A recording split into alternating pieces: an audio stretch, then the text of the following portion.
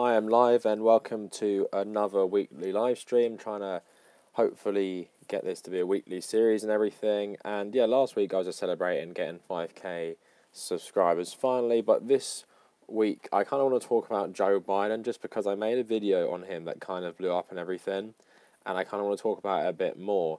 But also, we'll see how long this live stream goes because my YouTube's been really messing up lately. Hi Tyler, and because it's been messing up, I don't think a lot of people have been seeing some of my videos and my posts. Like I posted about this live stream today in a community post, and community posts don't normally do that well, but I wasn't actually getting any comments or likes or anything, so I don't know if something's going wrong with YouTube. Someone said there was, so hopefully, because also my video on guns today, it was doing pretty well, and it said I had 300 likes this morning, and then for some reason my views went down to 230. Like it took away 70 views from my video, which I've never seen that before. But I did see it on my Joe Biden video the other day because it had 4,300, and I checked it again, it just had 4,000, so I don't know what's really happening. So let me just post a live stream on my Twitter. But yeah, I just wanted to talk about the Joe Biden stuff, so I just posted that, and I'm going to get up the live stream on my YouTube so I can read the comments. That's good to know, Tyler, thanks for pointing it out. You didn't see anything. So yeah, basically I made a video on Monday, I recorded it, just about Joe Biden being super creepy and everything, and I made a little compilation of all the stuff he's done, all the fucked up things he's done, and then to my surprise, 24 hours later, someone had actually come out, is her name Lucy Flores or something, who's from Nevada congresswoman, saying that, Joe Biden gave her a really creepy kiss and everything. And it's kind of funny now, it's an issue everyone has to deal with. Like I watched Nomiki Konst, who used to work for the Young Turks, and I think she's just like doing freelance stuff at the moment on CNN, and she was making everyone sort of, acknowledge that Joe Biden has this history and everything. And it's not too hard. Like, I remember this stuff happening like in 2015, a couple of years ago, and it is pretty crazy that it's been accepted for so long, because imagine if your boss did that to you, especially if you're a woman. Imagine if your boss did that to you or someone did that to you in the workplace. Like, there'd be like, especially now, like zero tolerance for it. And the fact that Joe Biden can pretend, he doesn't really remember it or he thinks he didn't do anything appropriate is pretty crazy.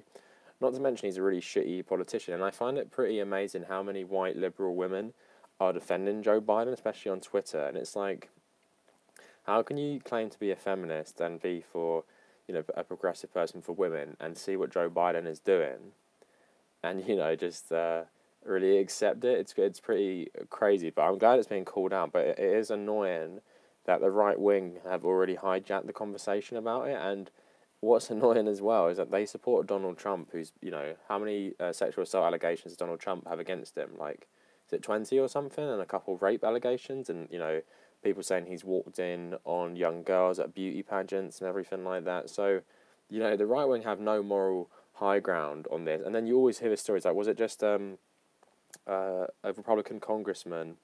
Can I pump up the volume? Someone said. Here we go. The Republican congressman was found guilty of being like a paedophile and shit. Like, it's always the Republicans, but for some reason they like to take the moral high ground and everything like that. So it is quite funny. And yeah, if people can hear me, please let me know, because someone just asked me to pump up the volume on Twitter. So if the audio is all good, I'm guessing it is, because I have 7 viewers, and I guess you wouldn't be watching, silence and stuff. But this mic obviously isn't as good because it's my little headphone mic. It's not my camera mic, which is over there. But yeah, it's just, Bill Clinton is another one. Yeah, okay, yeah, there we go. Someone said thank you. Bill Clinton is another one who's just been let off for way too long with all the, rape allegations and sexual assault allegations. And I think the Democratic Party has a real problem with calling out people who are part of the Democratic establishment. So Joe Biden's been around since the 70s in Congress and shit like that. And obviously Bill Clinton's been around since the 80s and stuff. And, he was a 2-term president as well. And all the stuff that they've covered up for him, like, it goes to show that, a lot of the times, even on social policies, Republicans and Democrats aren't so different in the sense that they will just try and cover up all these things if they think it's damaging to their party. It's kind of like a similar thing you see in the Catholic Church with the Pope, and they cover up all this child abuse because of their reputation, and they don't want it to come out. To them that's way worse than actually stopping the abuse of children, because in the Catholic Church's case, they keep moving all these people around. Yeah, Paul, that's a a good point. And in Joe Biden's case, what I find is interesting is that he said he didn't realize he's doing anything wrong. So obviously, there's a problem there. Is that no one's ever told him this isn't the proper way to treat someone, and his whole life he's probably gone through thinking it's charming, or I don't understand if he thinks it's charming or he's just like a proper sex predator, because obviously what he's doing is sexual harassment and stuff. Yeah, Tyler, that's right. Biden does have a problem. Yeah, because what he's doing is sexual harassment. Like if that was in the workplace, you could get fired for doing that. Imagine going up to behind a woman and grabbing her shoulders, then kissing her neck and sniffing her hair. It's not on, really, is it? Come on, it's pretty indefensible.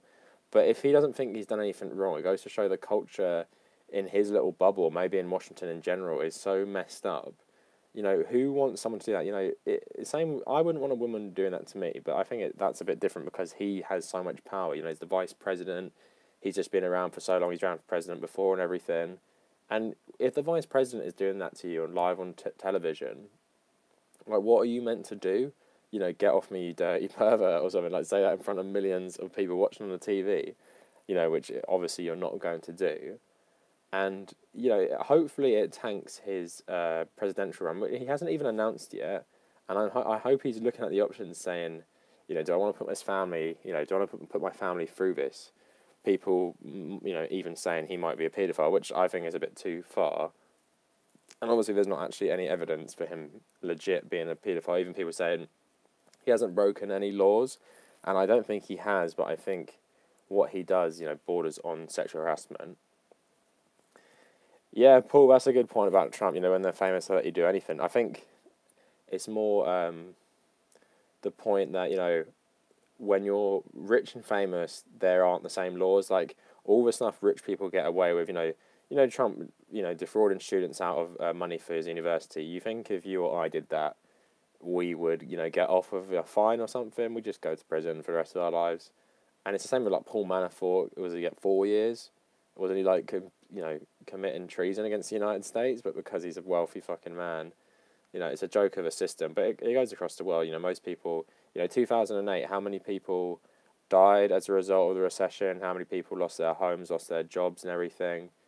And how many people put in prison for that? I think Iceland jailed like 2 bankers, and the UK and the US didn't jail anyone. Obama helped bail them out when he became president in 2009 and everything, saying, he's like, I'm the only thing protecting you now. And yeah, it's just the way the world works, unfortunately. Mac Berg saying Biden ran twice before and received approximately 12 votes each time. Yeah, I watched that video of him lying. It was in 1988 he ran. Is that the same as, is it Gary Hart, played by Hugh Jackman in that film? They both ran for the Democratic nomination. I don't know who actually got it in 1988. Wait, it was Walter Mondale was after Jimmy Carter. So Jimmy Carter's 1980, 1984. If anyone knows who Martin Dukakis, okay, thank you. So I have some blind spots with the election stuff. That's one I'm not too familiar with. Paul saying, when you're famous, you think you can do anything, you're right about the bowl. Yeah, they think they can do anything because, especially with someone like Trump, I'm not sure about Biden's family history or where he came from, but someone like Trump, not Dukakis. Who was it then, Tyler? Who was the... Dukakis is 88, yeah, that's what I was asking. 84 is Walter Mondale, I think, isn't it? And 1980 is Jimmy Carter. Ted Kennedy tried to primary him. 1976 is Jimmy Carter as well. And then 1972 is it George McGovern? I think that's the order of it. Sorry, I lost my train of thought. Yeah, I got it, okay. Nice. What about Bob Dole? That's 90... Shit, what one's that? Is it 92 or 96? I forget. I get it mixed up. Mondale Ferraro 84. Okay, nice. 96. So wait, 92 is Bill Clinton versus... Oh shit, who is it? Is it Bob Dole with Bill Clinton, or is that 96? And then Ralph Nader... I get it all mixed up. Okay, Dole Kemp is 96. Bob Dole's 96. Oh yeah, Bush, Clinton, yeah, I'm an idiot. Thank you, Tyler, for pointing out. Bush versus Clinton. Oh yeah, there's a whole thing about that little myth, George Bush at the grocery store, and it made it look like he didn't know how to work the machine, or he didn't really understand it, thinking, the media was saying he was fascinated by the checkout counter, even though he did understand it, but it was the myth around it, and obviously, read my lips, no new taxes, or whatever he said, obviously done him in. And then who's the third party candidate in 92? I know Bill Clinton wasn't there two third party candidates? Ralph Nader's one.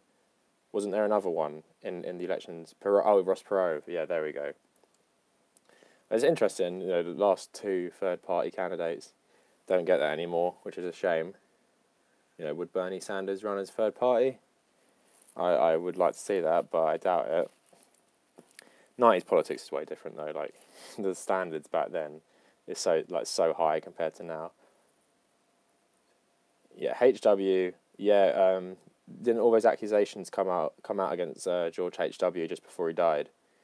Even when he was an old man, like groping some women or some shit. HW was also in the segregationist party when he started his political career. Him and Bob Dole were war heroes and stuff. Like, so it's always hard, isn't it? Like, if Bob Dole and George Bush were just regular guys and they'd fought in World War II, you'd kind of remember them as heroes. But because they were politicians, that you really remember them really badly. Because Bob Dole got so fucked up by the war. I think he fought in Italy in 1945. Got so injured. I think he was in hospital for years, and they thought he might die and stuff. And then George Bush obviously was a bomber in World War II and everything. And then you think, like, oh, these guys are pretty heroic for doing that stuff. And then you're like, oh, but as politicians, especially George Bush, super shady. Did George Bush have a hand in killing Kennedy, maybe? When he was he head of the CIA in 1968? I think he's head of the CIA. And then, obviously, he's head of the RNC and everything. If Sanders ran last round, he'd won. Yeah, Bernie Sanders probably... 63 he was an agent. Oh, okay. Is it 68 he becomes in charge of the CIA? And his whereabouts aren't accounted for. Oh, man. Super shady. It's nearly as bad as Ted Cruz's dad. The Zodiac Killer. Yeah, Sanders would have won the... I don't know. He probably would have won the election last time, you'd think. And hopefully he'd won it this time.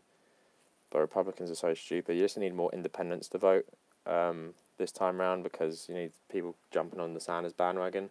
Someone who's been pissing me off lately is Beto O'Rourke. Like, I actually can't believe what I'm hearing when I listen to his speeches. He's literally crazy. Like, someone pointed out, he's like, why are you accepting fossil fuel money when you said you wouldn't? And he's like, oh, we're accepting money from everyone, like fossil fuel, hairdressers, and saying all this shit. Oh my god, he's actually the worst. Like, I really, if Beto O'Rourke is the nominee, I think it shows everything that's wrong with American politics. He's literally like a mashup of in the way he speaks about America, like Reagan, Kennedy, and Obama, and he literally says fucking nothing, because at least Kennedy actually had some good lines and some good policies. Reagan, had some good lines as well, and so did Obama. Beto O'Rourke, like Tyler is saying, Beto manages to say nothing in so many words. Yeah, I was reading that tweet everyone was going on about. I was like, what does the last bit of his tweet even say?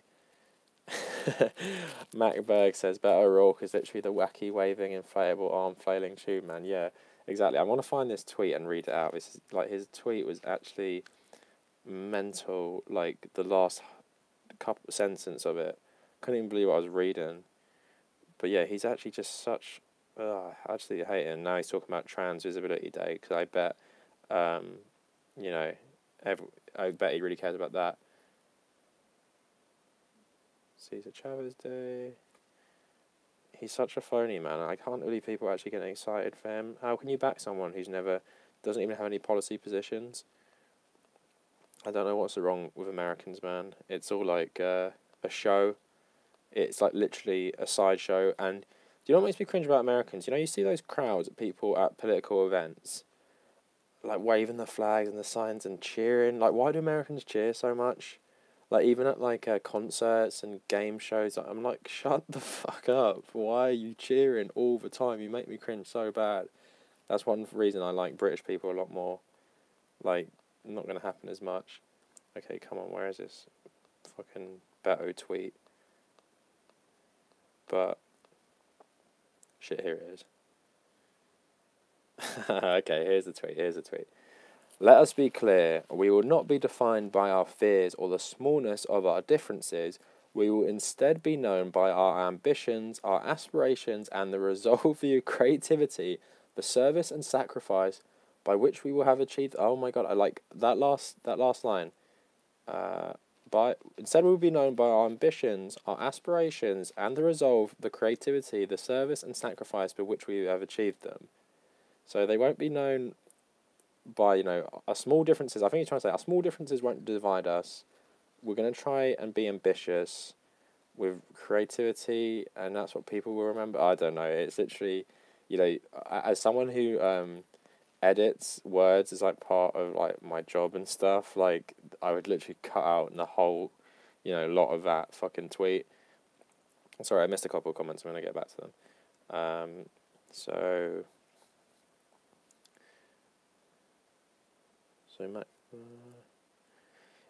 hopefully everyone sees Beto's funders and everything. Tyler talking about centrist liberals and their feelings.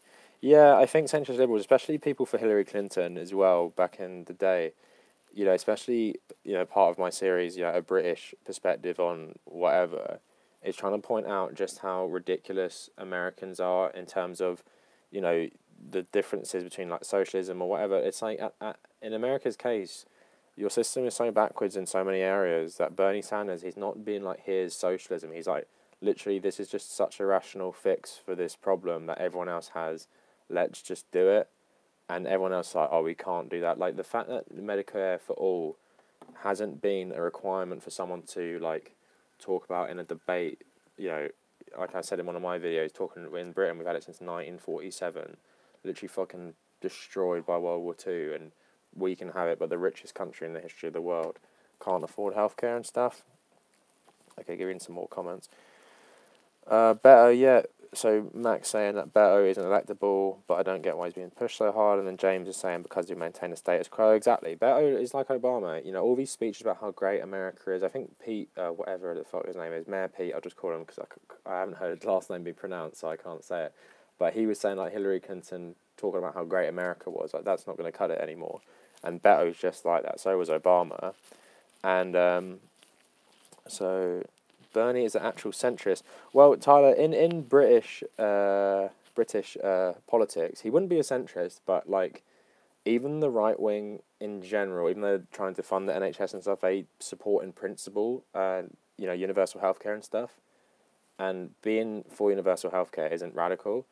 And, that's why it's kind of refreshing with someone like Andrew Yang, who I don't actually support anymore. Now I've done more research on him. It's refreshing that he just says, yeah, universal healthcare, that's what we should have. Like, just because it makes sense, it's just a rational belief, and why everyone else is so wishy-washy because they're so, funded by corporations and everything. It's just funny. So Paul's talking about the JFK thing. So he says that HW was not a CIA agent in 1963.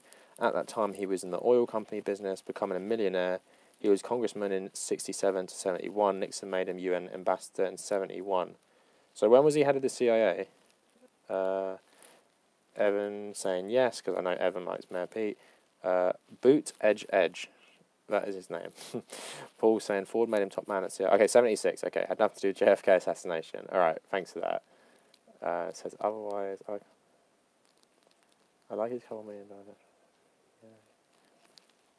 Yeah, the JFK thing is fucked up. You obviously know it's such an inside job. I would be interested if anyone knows more about the RFK assassination, what they think. Because I always thought it was so strange that a Palestinian literally, how many people in America support Israel, but he targets Robert Kennedy while he's running for president and kills him. But it's literally like Robert Kennedy is even if he supports Israel, most likely candidate for peace at that time, and you fucking shot him. Like, why not shoot fucking Johnson or shoot Nixon? People who are like more militaristic and right wing, or shoot McNamara. Why are you shooting Robert Kennedy, who's literally talking about bringing peace to the world and making all these great speeches and everything. Whether you believe in them or not is a different story, but it's just really strange to me that a Palestinian killed Bobby Kennedy. You know, was he working for someone else? Possibly. Same with Oswald as well. Yeah, I haven't watched all of JFK, the film, but it makes a good point, and I've watched people try. So, what's that rifle he used? It's an Italian rifle that they used in World War One and World War Two. The Italians. Shit, I should know this. Carcano rifle, I think. So someone tried to recreate getting, I think, is it two or three shots on Kennedy, a moving target from like this angle, and one of the best marksmen, I don't know, it was some really qualified marksman who would have been way better than Oswald, couldn't do it, and he literally like missed. He always missed like the second shot or whatever, and it's like, there's no way Oswald could have done, you know, basically double tapped a moving target with a rifle like that, bolt action crank rifle. I think it's 6 rounds in the mag, or you know, whatever it is. It's not really a mag, is it? But a bolt action rifle. It's like the little collection. I forgot what it's called, of bullets stuck together. But yeah, it's pretty crazy. You know, obviously both of them are probably conspiracy theories and everything, because it's two of the conspiracy theories I believe. The most believable conspiracy theory. Here's one I want to talk about actually. So the killing of Osama bin Laden by the Obama administration. I'll talk about that in a sec. So Tyler's saying, wasn't Oswald pretty well trained and a top tier marksman? So Oswald was in the US Marines, and he went to live in the Soviet Union and came back, which is why it's always conspiracy that he was like a Soviet agent and shit. And obviously he was killed by Jack Ruby before he could testify about any of it, which is more fishy because they brought him out in public. And that's talking more about his mob ties, because obviously Robert Kennedy and JFK, Robert Kennedy was the Attorney General, started the first war on crime in America, like targeting the Italian-American mafia, and obviously people speculate, especially with people like Frank Sinatra and everything, the Kennedys might have had some links in their campaign to mob unions, getting them votes in Chicago and everything, so thinking they sort of backstabbed him, or they backstabbed the mob in Chicago when they started this war on crime and everything. Operation Paperclip, Operation 40. So Dan, what are all those? Are those what people think, or the conspiracies you're talking about? Joe Biden is very creepy. Yes, he is. The fact that JFK's head goes back and to the left should be enough to tell you didn't get shot by Oswald, who was right behind him to the right. Yeah, it's so fucking fishy, isn't it? And they wrapped up the investigation really quick as well. Is it the Warren report? So it is crazy. But so my other conspiracy I want to talk about quick is, this is a really good one. So Seymour Hersh is the journalist that exposed Iran-Contra and the My Lai massacre in Vietnam. So he I think it was a couple of years ago, he wrote a book about bin Laden, basically, and how he was killed. So basically, bin Laden wasn't actually... Okay, it sounds pretty obvious. So where bin Laden was hiding in Pakistan was in a compound that was near 2 of Pakistan's nuclear reactors, the Pakistani equivalent of West Point, you know, for the military, and loads of other places. And there's no way someone like bin Laden would be hiding there. So what Seymour Hersh says is that in about 2006, 2007, the Pakistani intelligence, basically Pakistani intelligence, which is the equivalent of the CIA, picked up bin Laden on the border with Afghanistan. But the Saudis paid Pakistan to keep him, because obviously, you know, bin Laden's really well connected in Saudi Arabia. He comes from a really wealthy family and everything. So they paid Pakistan to keep him, you know, safe and everything. But obviously there was a massive bounty on bin Laden's head. So what Seymour Hersh says is that the guy in charge of the operation, or someone linked to it, retired, and they went to the Americans and they gave up bin Laden's location for the bounty. I think it might have been $50 million or something, and he collected the bounty on bin Laden. And what happened is that the SEAL team were going to go in and kill him, and then Obama was going to announce a month later that bin Laden had actually been killed in a drone strike on the border of Afghanistan and Pakistan. But because the helicopter, one of the SEAL helicopters, crashed and they had to blow it up, they drew way too much attention to themselves. And Pakistan obviously knew this was going on. So what Pakistan had to do was either they had to admit to the world they'd been harbouring bin Laden for about 5 years or 4 years, or say they're incompetent because they didn't shoot down helicopters in their airspace that were apparently not meant to be there. And doesn't that sound so much more logical than, you know, the films like Zero Dark 30 about couriers and everything like that? Like, Why would one of the most wanted man in the world been hiding out in Pakistan near nuclear reactors and West Point, where the security services would be really active, their drones, their surveillance programs, all really active. Why would he be hiding out there? Isn't it more logical that Pakistan and Saudi Arabia, who have a really close relationship, Pakistan, Saudis want Pakistani nuclear technology and everything. They have had a really close relationship for years. Makes more sense that they would look after someone, one of their biggest allies' family members, rather than all this shit about him hiding out in their combat. How the fuck would he get there without being noticed and everything? They're turning the freaking frogs gay. Oh, don't even get me started on Alex Jones. Like, his conspiracies are so dumb. Like, some conspiracy theories, I can understand more than others. So I can understand why, I can understand why people would think 9/11 is an inside job, even though I don't think it is, because they used 9/11 as a justification to invade Afghanistan and Iraq. And what people might forget is that they were planning to invade Iran, Libya, and North Korea. Like, the neoconservative ideology is like setting up all these capitalist democracies over the world for the free market, essentially. So once they knock down the leadership of all these countries, they install their puppet government, and democracy just springs up. And it's like that Fukuyama end of history sort of shit. Like, neoliberal capitalism, that's the end of history. Like, that's what we're gonna reach one day and stuff, and that's the state of the world forever. And it's bullshit, obviously, but that's what the neocons all believe. So it's not like the CIA boys are behind it. So it's not like unthinkable. So it's not unthinkable that a 9/11 could be an inside job. The same way the moon landing being fake, even though I definitely believe it happened.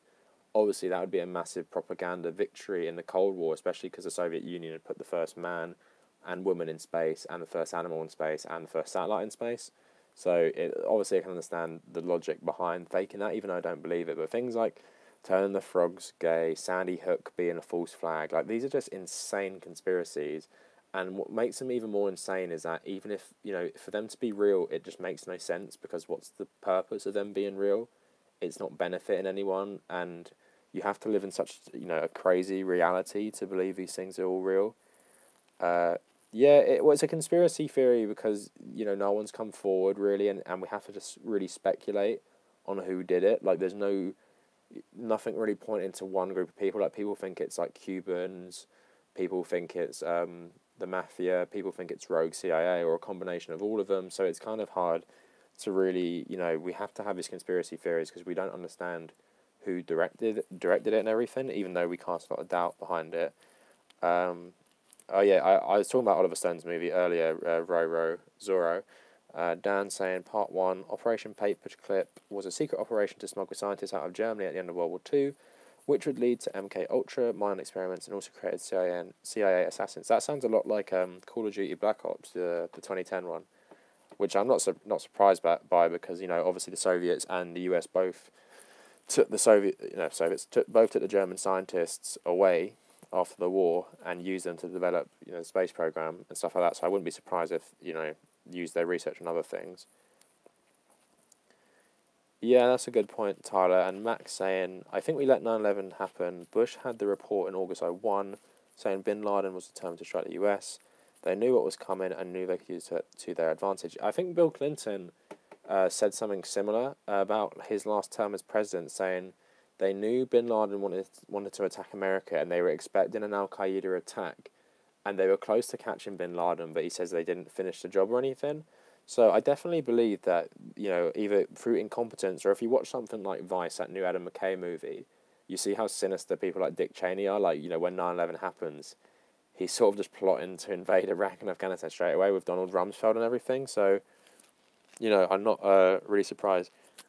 Yeah, Dan, what you're saying really sounds like the plot of Black Ops, the Call of Duty. So I'm sure it's based on what you're talking about, Operation 40. So in Black Ops, you're American CIA who was brainwashed in the Soviet Union, and then they activate you, and you kill JFK in the game, like it's hinted at, and it's sort of like what you're saying.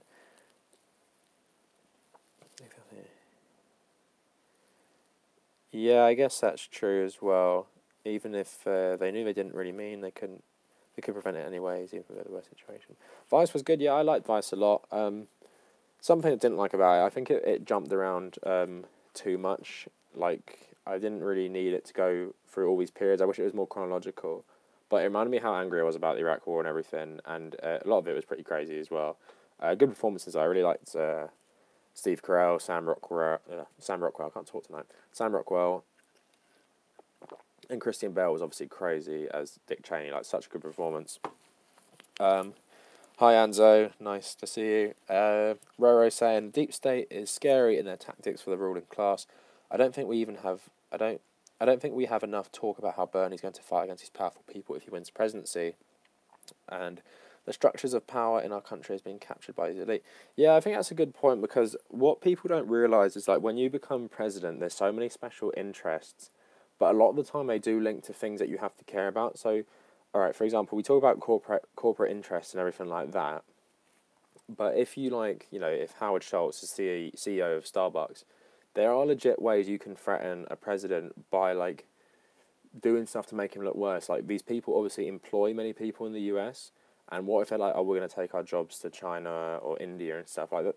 It's hard. I was thinking about this the other day. Like, if I was president and I was trying to, like, clamp down on corporate control, which you can do and stuff, but, like, the pushback will be so extreme. Like, imagine all these corporations threatening you with, like, pulling their jobs away, and they're legit, you know, serious about it. And, like, what do you do in that situation? Like, do you know, face so many people maybe being unemployed as a result of your policies? And I think that's where people like Obama and Jimmy Carter and stuff, I think that's where, because I don't think, I'm not as anti-Obama in the sense that I don't think he is, like, a really bad guy, or he was a really bad guy before he was president. Like, I think he did kind of believe, I don't think he just said all these things to get elected. I think he did genuinely believe them.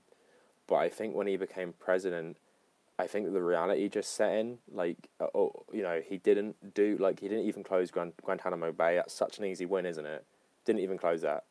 And he just gave in to the right wing, and he just became more right wing himself. And Obama would probably tell you, I was idealistic, but this is how you get things done in politics. You just leave that. And Jimmy Carter would probably say a similar thing, because Jimmy Carter, I think, was way more successful at implementing his ideology as president. You know, the biggest thing he did was probably getting you know, peace between Egypt and Israel, which is crazy. Like, that's probably the best, I've said this before, the best foreign policy achievement in maybe even in US history. Like, getting two countries like that to agree peace and to become allies is mental. Like, the stuff Egypt was saying about Israel since its foundation till that period, and it cost Sadat his life because he was assassinated by a member of the Muslim Brotherhood for agreeing peace with Israel. And we'll have a little break there, and I'll read all the comments that I've missed just now. So Evan Richards saying, how do you feel about the freedom of speech and libertarianism, and also how the right wing have claimed a monopoly on freedom of speech and freedom in general? I'll go back to that point after I read some of the other ones. Dan saying Operation Mockingbird was a CIA program to control the media and news cycle, declassified in 1970. I wouldn't be surprised about that at all, you know, because the CIA, it's a, you know, like we see today, Fox News is great at brainwashing people. Roro saying Vice was good, they touched the surface of the issues. I think Vice is very good for educating the mainstream, just like The Big Short was, although I think Big Short was a better movie. Considering how trillions of dollars and global institutions are founded on the current order, having someone try and shake that up, you really have to feel scared for someone trying that. Yeah, exactly. Like, is that why people like Robert Kennedy were assassinated? You know, I know people sort of paint him as this elitist, but if you really read what he's saying on his campaign, it's really, really challenging the status quo. It's pretty interesting, you know, and like I was saying, killed by a Palestinian doesn't really make sense. Anzo saying Vice used to be pretty bad when the original owner was in charge. He was pretty hard right, I hear. Vice much better after he's gone. Yeah, I've heard loads of dodgy stuff about Vice, especially in terms of the way they treat their female employees. Roro saying they control the mainstream media. Yep, they do. Control the narrative for a million Americans. Yep, exactly. A lot of alt-right following on Vice. Talking about Vice the movie. Yeah, we are talking about Vice the movie. We'll talk about both of them. Obama's just milquetoast centrist who bought the Kool-Aid and lacked the fundamental commitment to change. Yep, he didn't have the backbone ready to see it through what he was promising. Anzo talking about the Vice vid and ContraPoints. Haven't watched ContraPoints properly yet. Obama got bought by the bankers. Moral person. Tyler, I agree Obama probably was a moral person, but I think he sold out his morals in the end.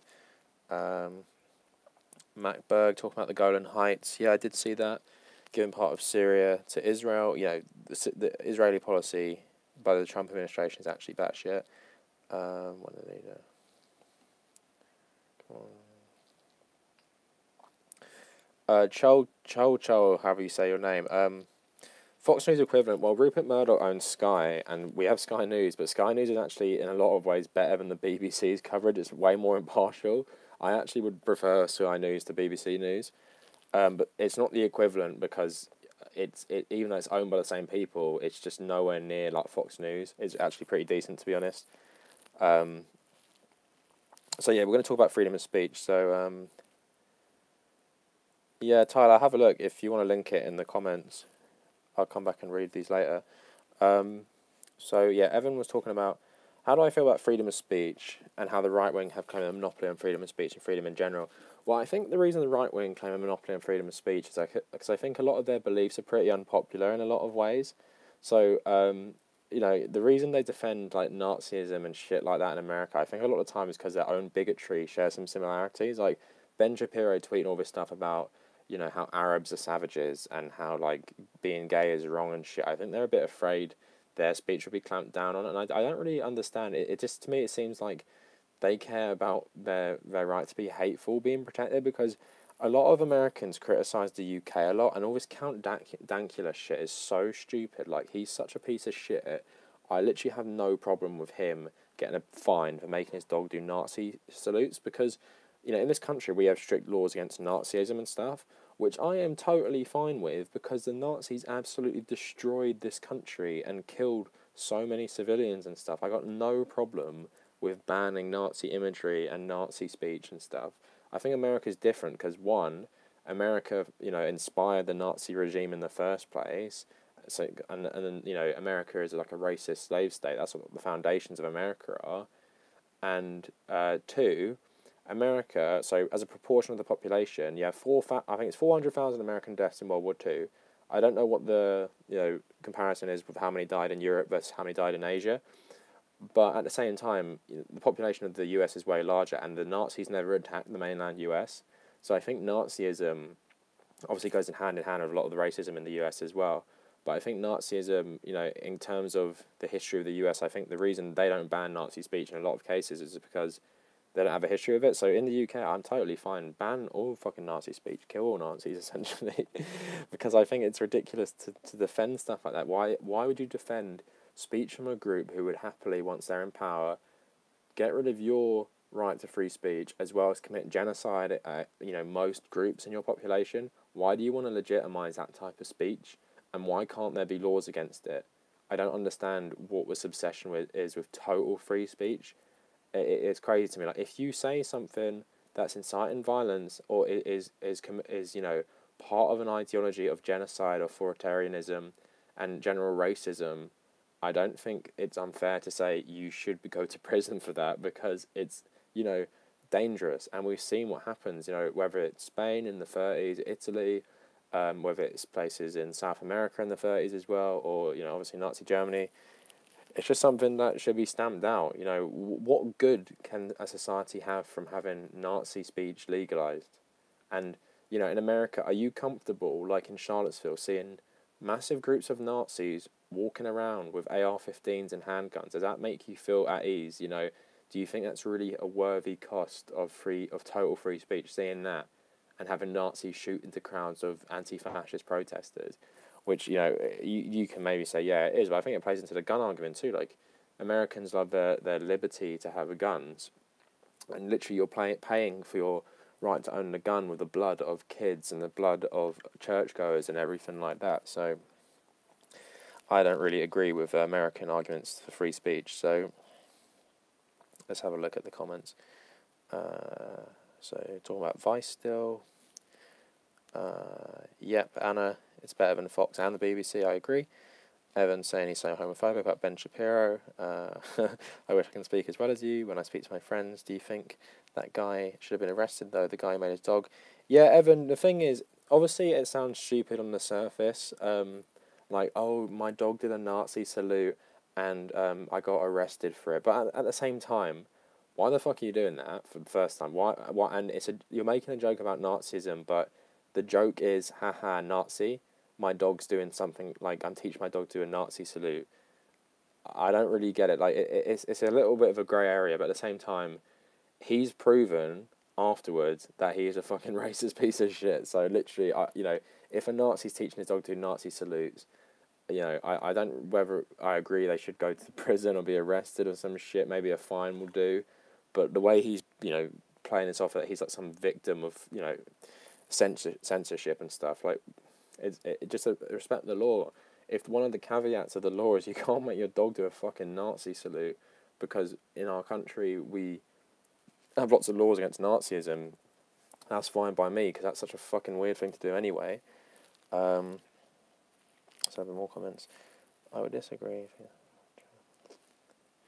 We had a civil war, but nothing changed after. Yeah, exactly, because Lincoln was killed. That's probably the worst part of the Civil War, is because Lincoln, I think, had a more radical policy for dealing with the South afterwards. While Andrew Johnson was the next president, wasn't he? He was really appeasing the South. He wasn't an actual Nazi, Count Dracula, but at the same time doing stupid shit. Well, we had KKK. Yeah, Evan, I agree. It's really a difficult one. Don't hate speeches. So I'm just reading the comments now. Well, talking about the mainstream media in the US, Anzu, didn't CNN hire some lady who pledged absolute loyalty to Trump and worked in his government to direct their political coverage of the 2020 election? And didn't they hire Corey Lewandowski as a contributor? Like, how can CNN claim to be liberal or anything when you're hiring literal Trump shills to direct your coverage? So I agree with you, Kevin. There has to be a balance. The thing is, the UK isn't authoritarian, and all this stuff about free speech and everything. The free speech here is absolutely fine. Like, you've never really had a problem with it. I can say, anything I want, I can pretty much say. And yeah, everything I want to say, I can say. There's no limits. Like, I can criticize religion, I can criticize the government, I can criticize the royal family. Obviously, if I'm making death threats or talking about how great Nazism and trying to indoctrinate people into this ideology that's like ravaged the country, and people are still alive without the effects of it. Some of my relatives were only kids, teenagers when it was happening, they're still alive and everything. So it's not authoritarian. Just having some limits on free speech, I don't think it's a bad idea. And I think America, their whole thing of liberty, like they're obsessed with this shit. And it's funny, like the liberty to say whatever the fuck you want and run around with a machine gun. At the same time, you'll let corporations absolutely fuck you over and exploit you, raise the price of like drugs that you literally need to survive, so you can't afford them anymore. Let student loan follow you around forever, get into like $500,000 student loan debt and shit like that. It's just crazy to me. The priorities of some American groups, like libertarians, I really don't understand too much. Like, they're obsessed with just the wrong things. And they think, here's the best way to put it, they think a lot of the costs of these things are worth it. So not all libertarians, I know libertarians say they're against corporatism, but in my opinion, the free market economics, leads to corporatism. Because, can someone explain to me how free market stuff doesn't lead to corporations controlling everything, especially in the modern age? I think a lot of libertarian ideology is this nice, like, where it was made up, in England in the 1820s, these nice little rural areas where there's a nice little free market and everything.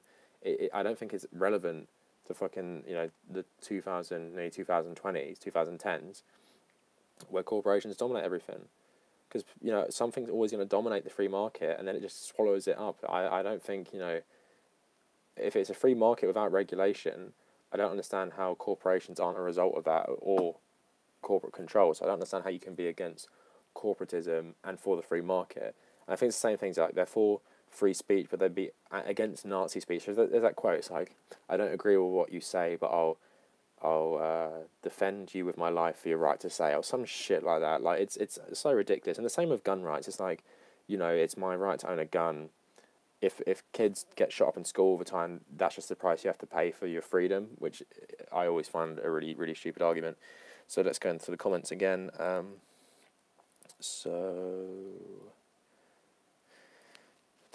some people talk about some other stuff.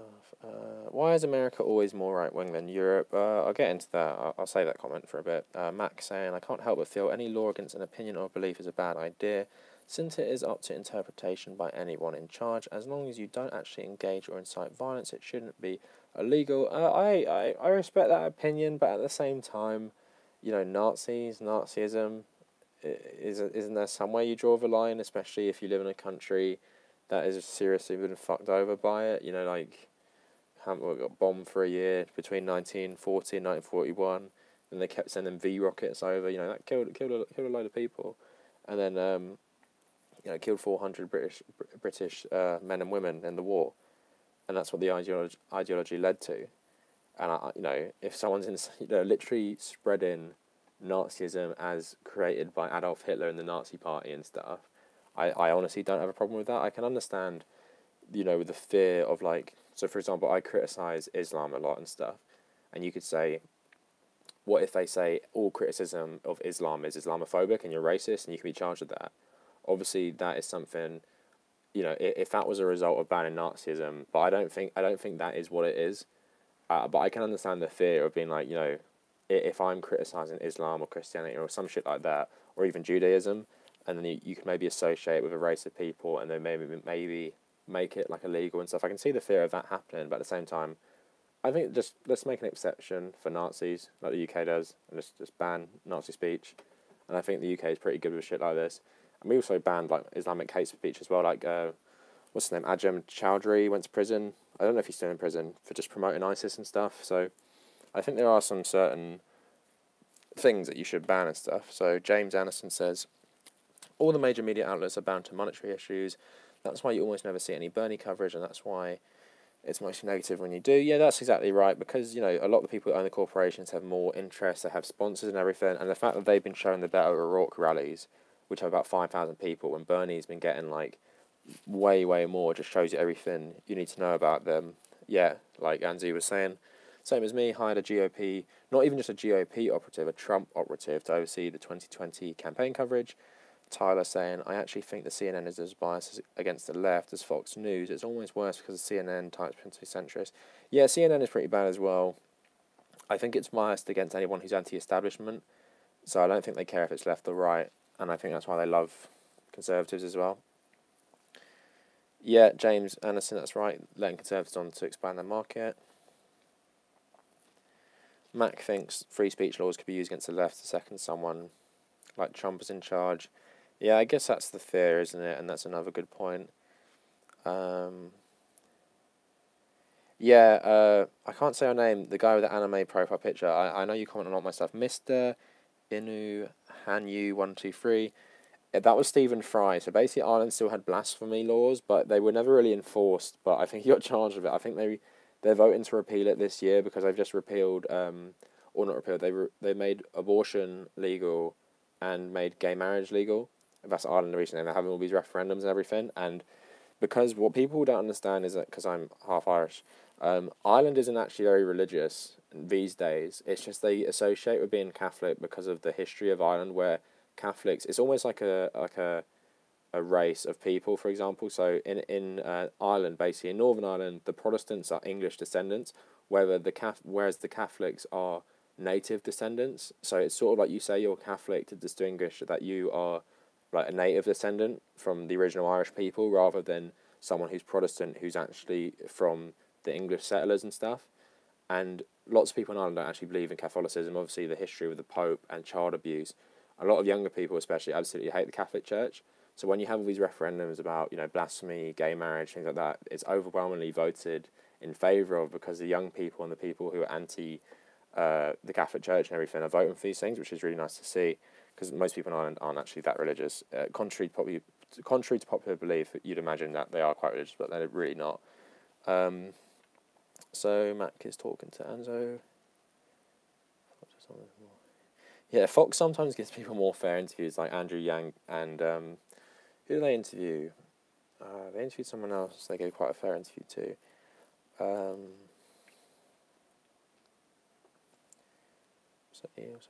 Child pornography is like libel.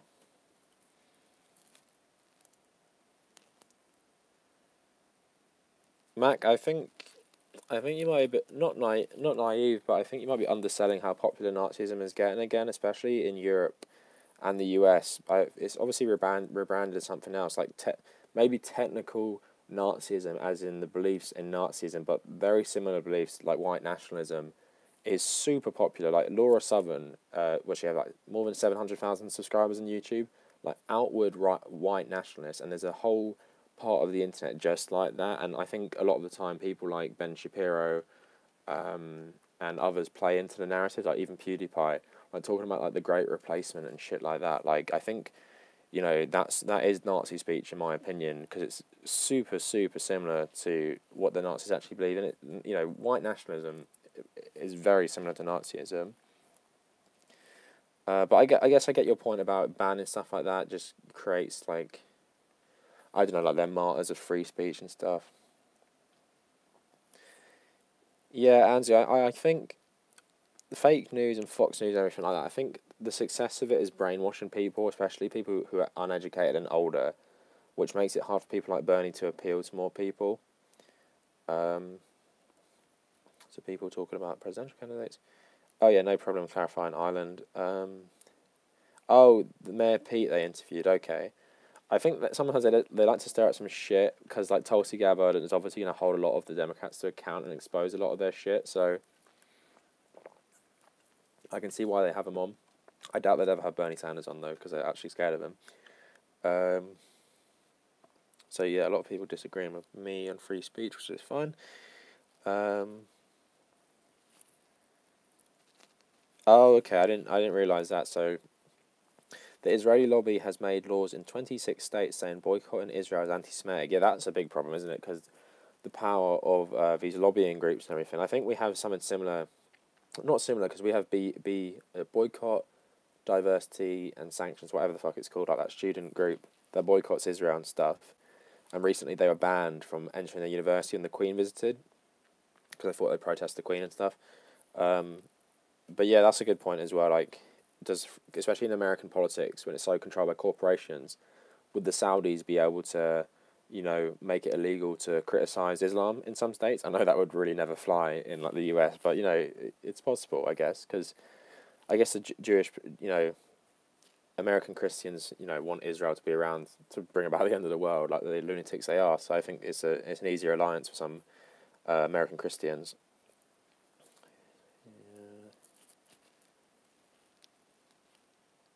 Yeah. Evan, I think they might not have mentioned his homosexuality because if they're trying to push him a bit, obviously no one's going to support him if they say that on Fox News, I guess. Yeah, man, I understand that. Like, it sets a precedent when we want to be, you know, using the left. But I just, you know, I don't know. Sometimes, what would I rather, like, some guy getting a fine for a Nazi dog video, or, you know, like in Charlottesville, groups of Nazis running around with handguns and AR-15s? I think that's a bit more scary, to be honest. Like having, like, super empowering these groups. Because I made a video maybe a year ago talking about the First and Second Amendment.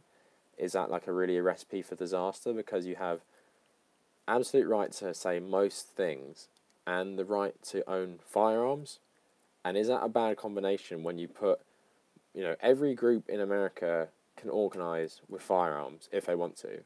Is that a great idea? You know, all these different beliefs and everything, and it's predominantly right wing groups organise and become these militias. Because I was reading about these interesting socialist militias who love the Second Amendment and stuff, and obviously you have the Black Panthers and everything. But I can guarantee you, they would look at changing the Second Amendment or gun laws if loads of socialist militias sprang up around the country, or the Black Panthers came back and stuff. You can guarantee that would happen. But it's because most people who are in these militias and own guns are right wingers. It makes it's more palatable, because if the violence did escalate, it's going to be pro right wing. Rather, if the socialist militias revolted and stuff, you know, they don't want a bunch of socialists with AR-15s and stuff, you know, running around. I think the socialist militias, they're not even heavily armed. They just help out the community, and sometimes, you know, if there's like an anti-fascist protest and a Nazi protest, they'll go along and try and keep the peace and everything. Like it's pretty tame stuff. They act more like security guards and like some sort of army. So I'm just reading the comments again. Let's have a look where I've missed.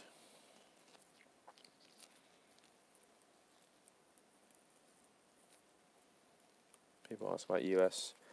Well, isn't that thing? It's like you can't scream fire in a crowded theatre. Like you can't incite panic, or maybe even incite violence or something.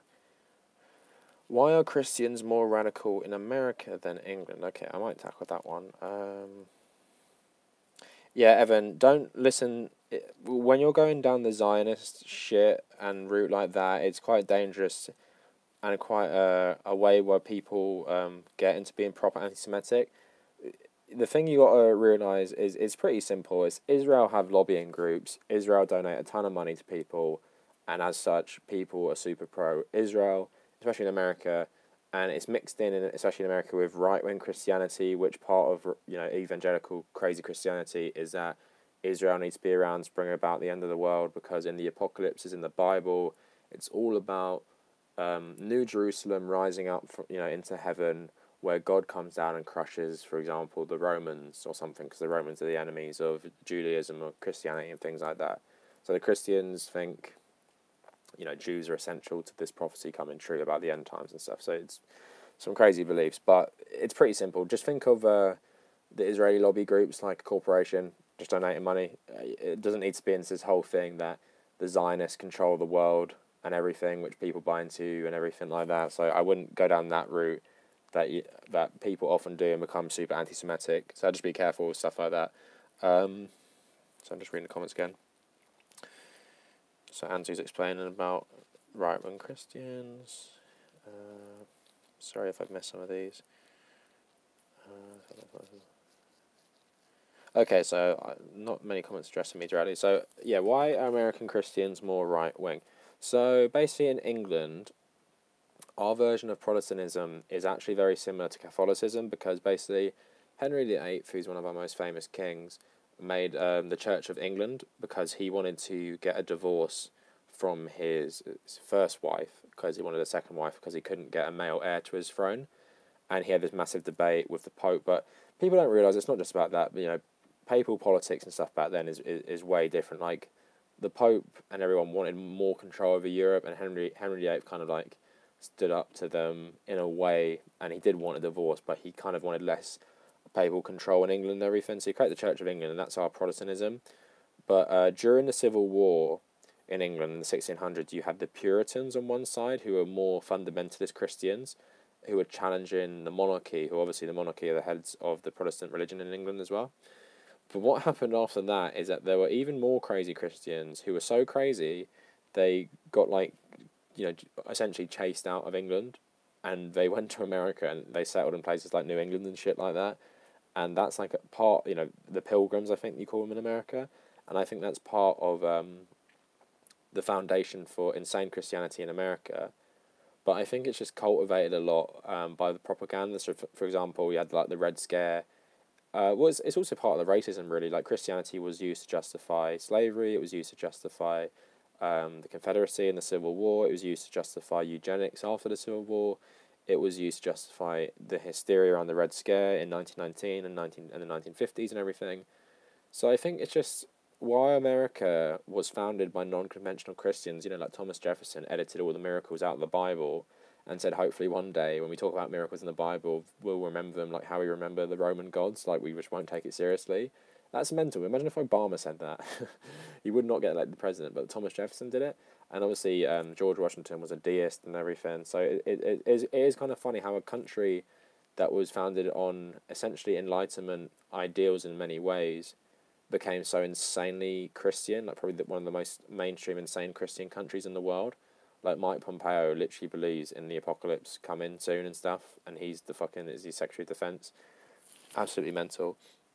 So let's have a look at some comments again. So people are just talking between themselves.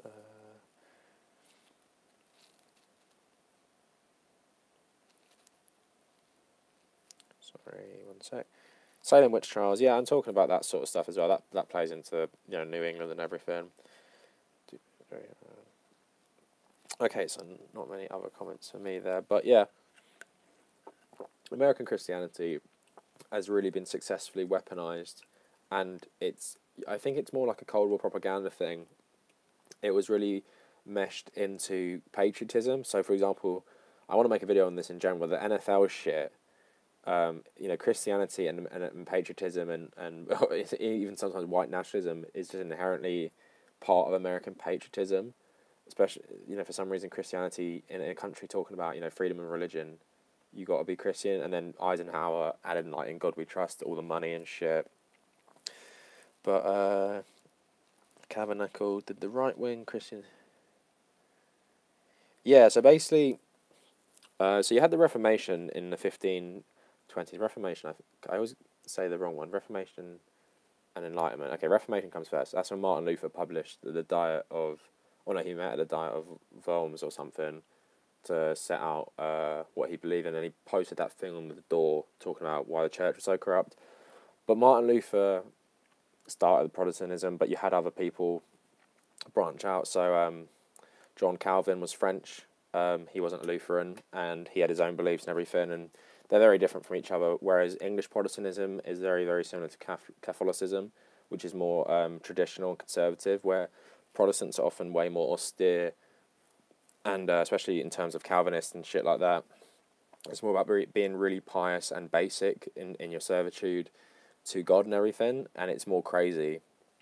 Like Oliver Cromwell in the UK, who became, I forgot what his name was, he killed the king, and he became leader of the UK, but he had his own version of religion, like he banned Christmas and stuff, but there was more Christians in the UK who were even more fanatical than that, and that's the people who went to settle in America.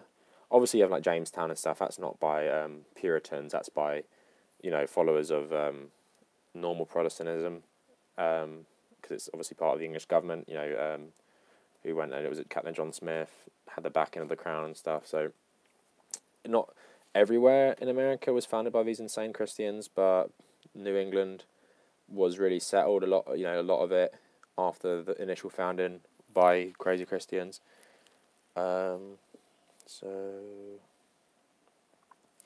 Michael thinks that Pompeo doesn't actually believe in the end times, but he just promotes it to Pence. Yeah, I don't know. I think it's... I don't know politicians. Like, do they have really no dignity and no soul? They'll sell out so badly and everything. Mac, are there any celebrities or actors that become MPs in the UK? That's a really good question, actually. Celebrities or actors? Some want to be, like Sol Campbell is a really famous footballer who played for Arsenal, England and Tottenham, and he wanted to become a Conservative MP, but he failed. I'm trying to think, really, can actors or celebrities? It's a good question, actually. There probably is, because Bernie Sanders' brother tried to become an MP in the last election for the Green Party for Oxford, but yeah, I'm trying to think. A lot of people who were famous for other things became MPs, I think. But I can't think any off the top of my head, but that is a really good question. I don't think we have the culture in America where we'd elect two fucking Hollywood actors, well, one Hollywood actor, one reality TV show host as our Prime Minister or the leader of a major party. Like, Ronald Reagan essentially didn't even stand for anything apart from being anti-communist. Like, I watched a good documentary on him, I think it's a PBS one, just talking about his policy. He literally had no policies throughout his whole life apart from just being against communists. And Donald Trump, obviously, flip-flopper, donating to every party, running as an independent and shit. He obviously doesn't believe in anything. Why are white Americans more conservative than white British? Well, I think American conservatism is a lot different. British conservatism comes from the aristocracy and people considering themselves intelligent. So especially American conservatism, would not fly here because it's so anti-intellectual. Where British conservatism really comes from the monarchy, the aristocracy. People can trace their families back 1,000 years, and they look down. But basically, they're snobs who look down on everyone for not being as smart as them, and they deserve their wealth because they're so intelligent and everything. And British conservatism has been shifted very left because we're just a more left-wing country. Obviously, we're the home of things like, in a way, Marxism, because Karl Marx wrote a lot of his work in British pubs. Lenin came here for a while and wrote a lot of his shit and stuff. So I think as a society, we became one of the most enlightened in Europe quite early on. Maybe because we had such a big empire, but I think we became a lot more secular earlier on in a lot of these countries, in a sort of different way, because obviously France becomes very secular in the late 1700s and everything, but London especially became a lot, a lot of famous thinkers and everything came from England, and, obviously with a home of libertarianism and modern conservatism as well, thanks to people who wrote all these things here.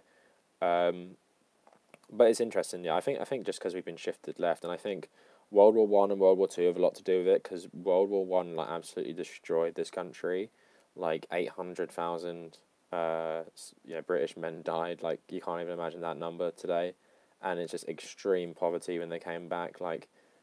Because of the Industrial Revolution and urbanization, the poverty here, I think was so much worse in places like America, because we're not as rural as them, and our industries aren't as rural based. America is one of the top countries in terms of their agricultural output. Britain would never be like that. It's more about urban stuff and mining and shit like that.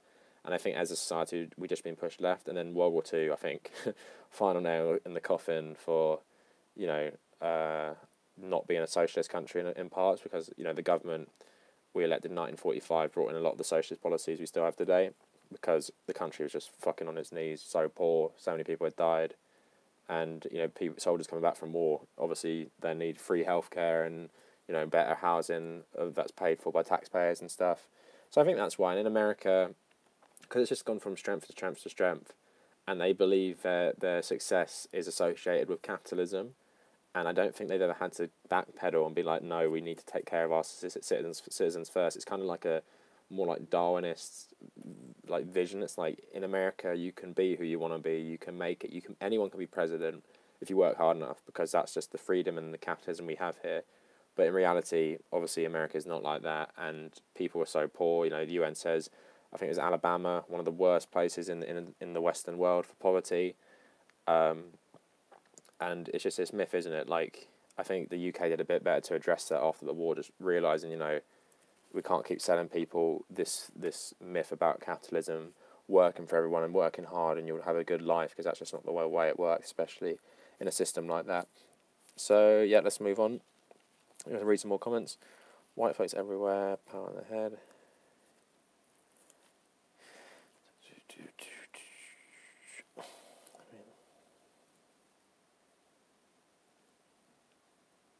Yeah, predestination, Evan, that's another thing.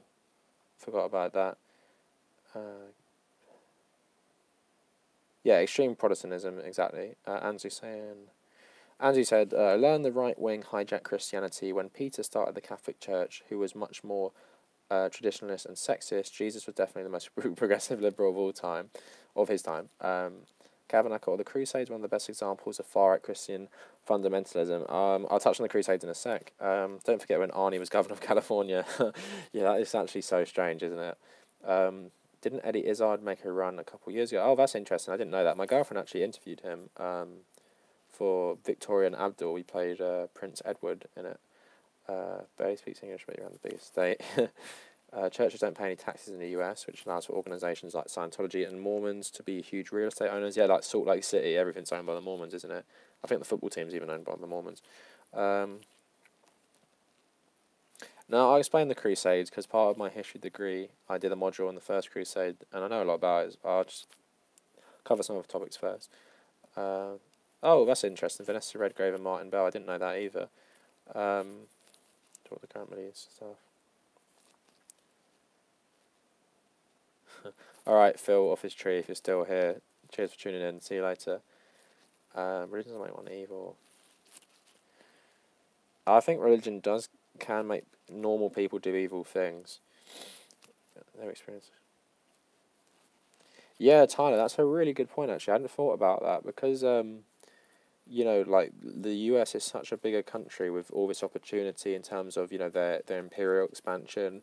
Obviously the US was 13 colonies originally and expanded and got a lot of more land, especially in the Caribbean as well, like Cuba, Puerto Rico, lots of parts of Mexico, because a lot of the US used to be Mexico, didn't it?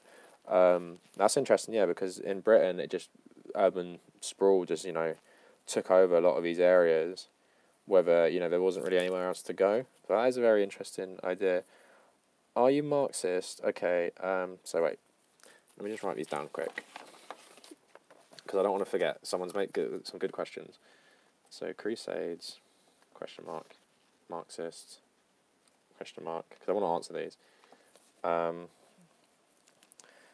let's read some more. Sorry, I've missed a lot of these questions. So California. So Andrew's saying Arnold was at least more liberal than any typical crazy conservative, but he did some terrible stuff in office, like blocking bills that hold big corporations accountable. Yeah, I wouldn't be surprised since Schwarzenegger was a very wealthy man.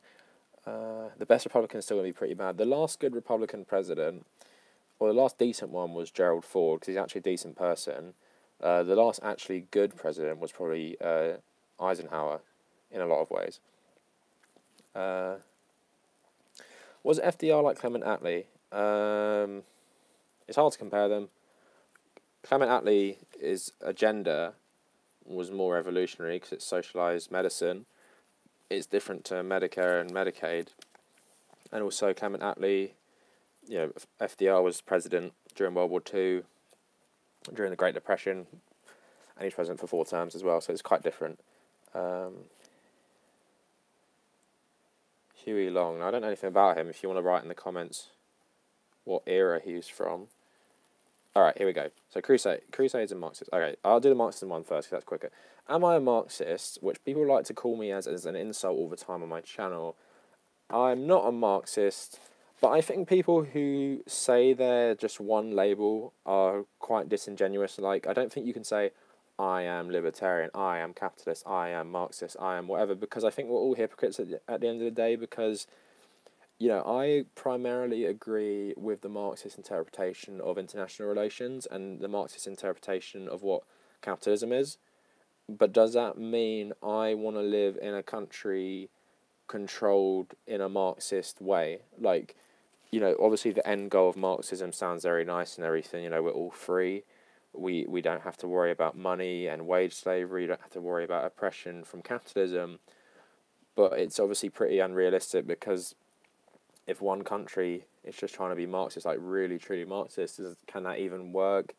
How can we break away from corporate control without revolution and everything? Like, are people these days prepared for violent revolution where they can lose everything? And it's just in my mind, true Marxism isn't very realistic anymore, because especially in a country like the UK, we're so adverse to violence. Like I was saying to someone the other day, the yellow coat stuff in France, like, that's how you get people's attention. Like, we had a protest here for Brexit, 1 million people at least, people saying it's close to 2 million. I don't think that really... I think politicians easily ignore stuff like that. Same happened in the Iraq War. We had 2 million people protesting the Iraq War. They still did it anyway. And I think sometimes... throughout history, how do people achieve things? It's through essentially violent revolution, and I think you can see the failings of a lot of pacifist revolutions or civil disobedience. Even India, for example, like what happened there, the Hindu nationalists took control. They control the country today, and that's really against everything Gandhi stood for. Being inclusive, being for Muslims and Hindu, being more tolerant of religion and everything. So that failed. The US, the civil rights movement, essentially failed as well, isn't it? Like, let's be realistic. Black people still oppressed today in America. The racism's come back, and Trump just shows it was always, it never went away. But yeah, the Marxist critique of international relations and economics I really, really like, and I don't know what I am, to be honest. Like, I think the British system can be okay, but because we're dominated by the right wing at the moment, someone like Jeremy Corbyn making it more socialist would be better, but it's never going to be fully socialist. But things like, I'd love if we nationalise the railways again, because it absolutely takes the piss how expensive it is. So especially someone has to commute to London, or I will probably soon if I get a job there, which I can maybe get a job there soon, in an interview process at the moment. And things like that, just better healthcare. I'd rather follow the Scandinavian, model of looking inwards, because Britain is not an important country in terms of our military and foreign policy anymore. We're just irrelevant. Our army is fucking shit. But we're still like one of the world's financial hubs. I think we are the biggest financial hub in terms of London compared to the other cities. I think it's even bigger in places like New York and Tokyo and things like that.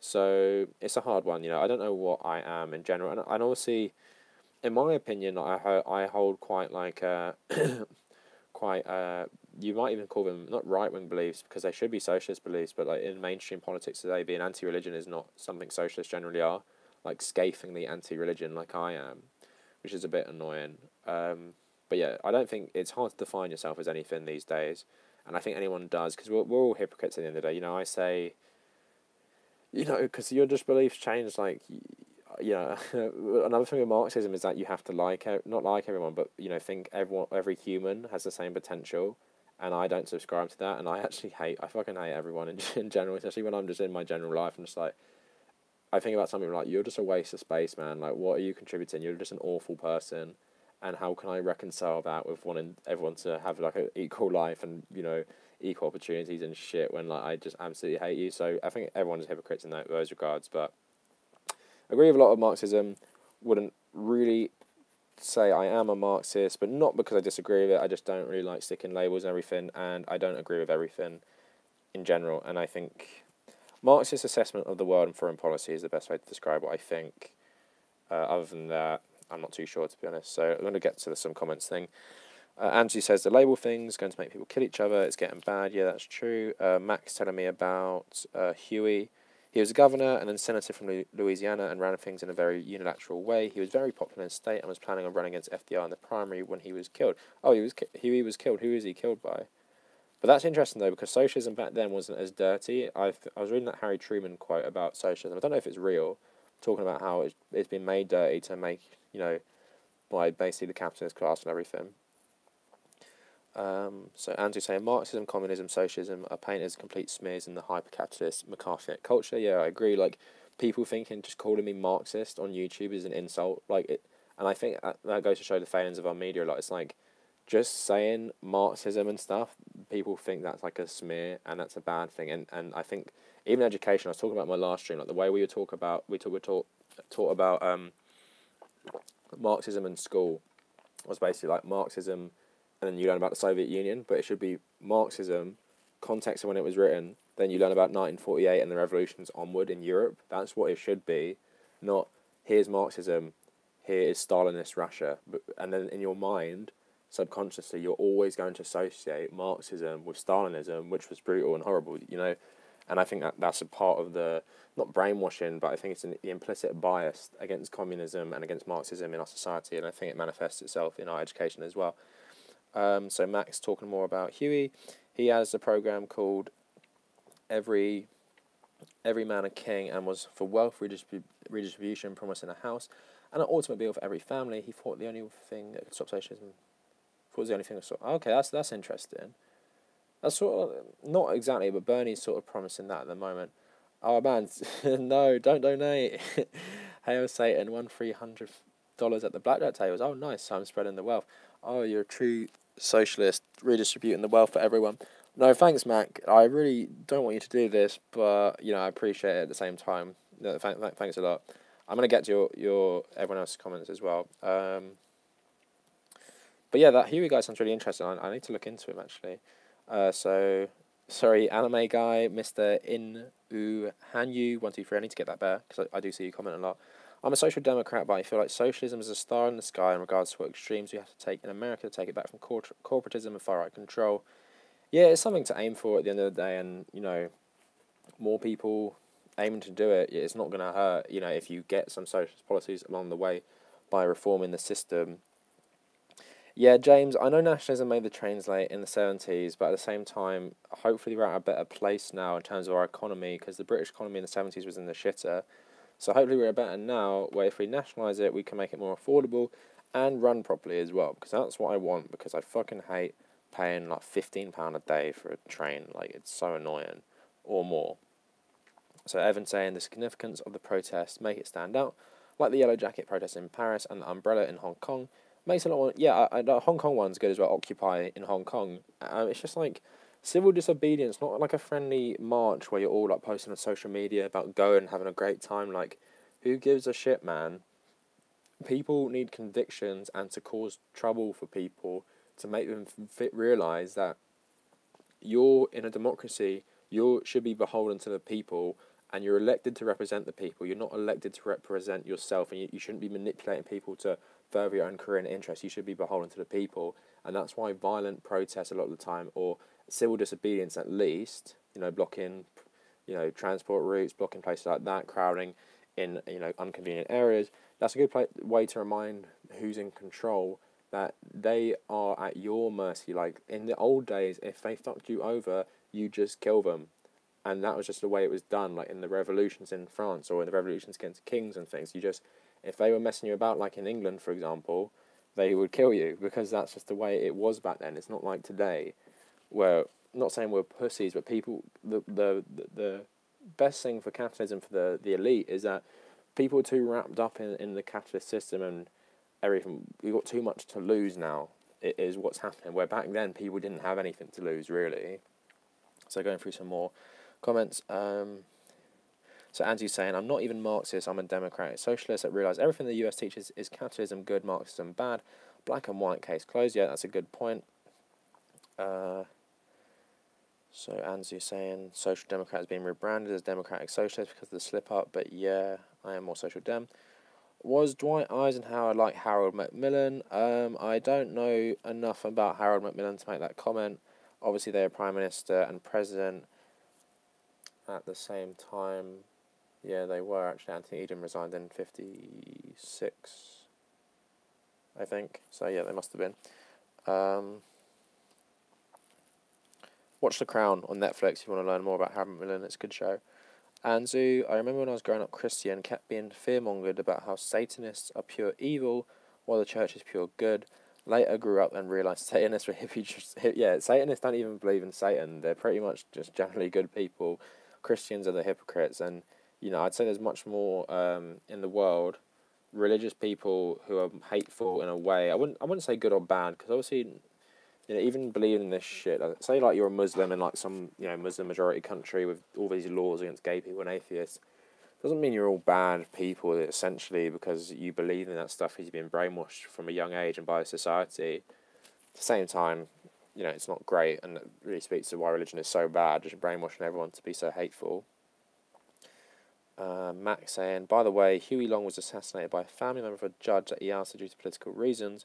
He ruled unilaterally, and people who stood in his way suffered the consequences. Shit. But it seems to always happen to people challenging the status quo get fucking killed. Like, the CIA, helping all those fucking countries hunt down Che Guevara and executing him in Bolivia.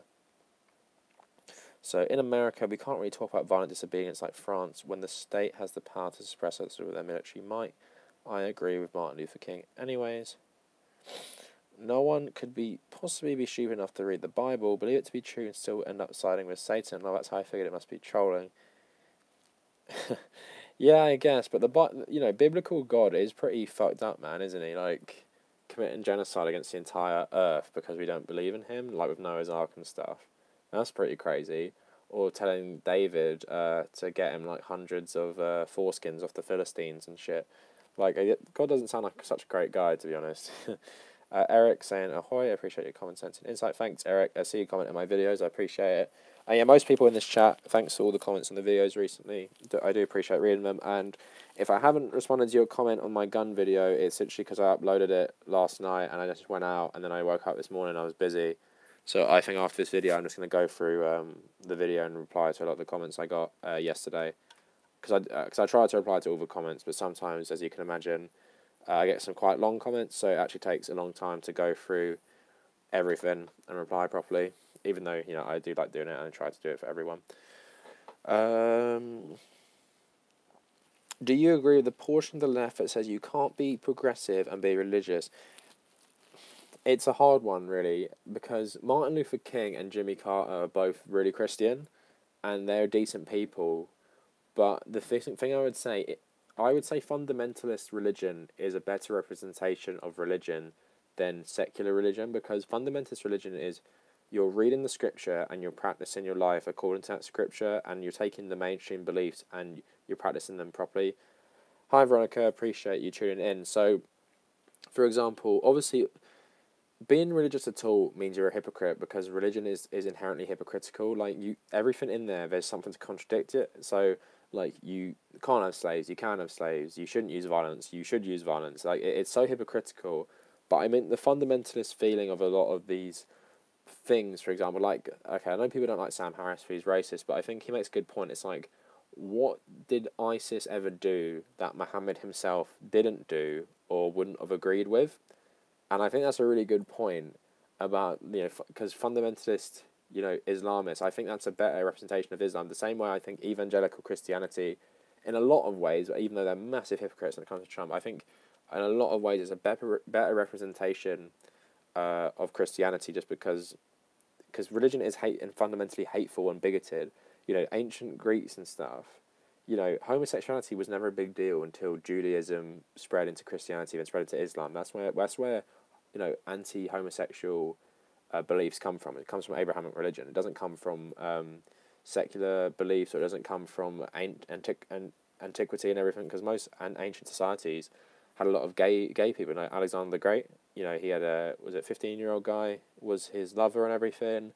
And then they say the reason homosexuality is barely talked about in a lot of histories is because it was so common that it just wasn't something to comment on. Whereas nowadays it definitely is, because of our society being controlled by Abrahamic religion so much. But being a progressive and being religious, I think it can exist, but I think anyone who is progressive and religious is going away from the fundamental core of religion, of the religion they believe in, because religion, in our society, Western society, religion is responsible for racism, it's responsible for anti-women policies, it's responsible for being anti-homosexual, and how can you still believe in a religion that has been responsible for all those things due to a fundamentalist reading of it and due to a real reading of it? How can you be a progressive and be for social change and for social policies but believe a religion like that? Like, how can you believe in a God who committed genocide against so many people? How can you believe in a prophet who was a warlord and sold, Jewish women and children into slavery while slaughtering all the men? How can you believe in that and then but I believe in equal rights for all? How can you rectify that with yourself? But it generally means, in my opinion, you're not a true follower of the religion, and you're more non-religious in many ways, because you're just taking what you like and applying it to your politics, rather than being, because a lot of the Confederate bishops and stuff and priests in the Civil War knew that being pro-slavery was wrong, but because the Bible told them it was fine, they joined the Confederacy. And I think that makes a lot of sense, because it's like, if you are really religious and the book you literally believe was inspired by God, and in Muslims' case was written by God, why would you go against that? Why would you believe anything other than that? Because it's the path to heaven, it's the path to eternal life and stuff, and it's the path to appeasing this God and everything. So I believe, you can make things up being like, Jesus was a socialist Jew and everything, but at the same time, Jesus isn't the only person in the Bible, nor is he the only figure. There's literally like a whole other book in the Bible. And I love the logic that, in the last 100 years, we pretend like the Old Testament is irrelevant, even though literally the Old Testament was used to justify every fucking thing under the sun for most of Christianity's existence. And that just shows the hypocrisy of religion. When things get outdated, they just discard them. So, like, even a lot of Christians say that hell doesn't exist anymore, it's just purgatory. Well, why does it not exist anymore when literally Christianity, all of it, even the Pope, who allegedly talks to God, believed in hell?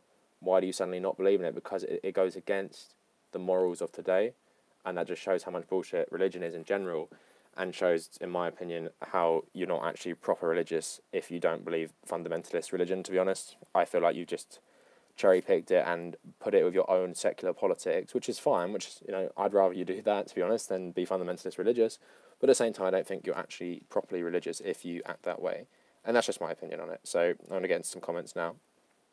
So let's have a look.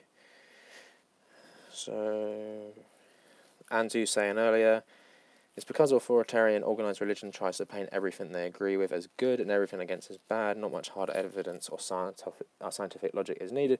Yeah, and in terms of science, like, how did Jews, the basis for Christianity and Islam and Judaism, how did Jews, 4,000 years ago, they hadn't worked out all the science. That's why they believed in religion and made it up. But how can you take that as absolute fact today? Like, we don't believe everything the Greeks and the Romans believed in, because we know it's not true, a lot of it, even though they are the foundations for modern society.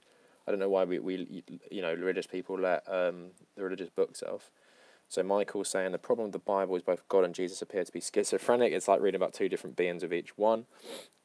Exactly right, wouldn't Jesus hate his God for being such a horrible person? For and this is another thing. So God is meant to be like at least 10,000 years old, but he could also be like billions of years old in some Christians' views. So from, imagine the 4,000 years that Judaism and Christianity developed, imagine that, right?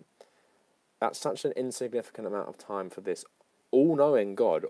He knows what's going to happen, but apparently he completely changes his whole personality within the space of 1,000 years, which is probably like a second to him. How do you even rectify that? Like some all-knowing God who is literally like unknowable and lives forever and is, lives beyond time. He changes his whole outlook on life within like a second for absolutely no reason. I think that's another funny thing about God and how they can't even characterize what he's like. There's no consistency in the Bible. Mac, I'm not too sure about that. Do churches have to pay property tax? I'm not really sure about that. That's something I need to look into. Andrew's saying just propaganda, preying on emotions.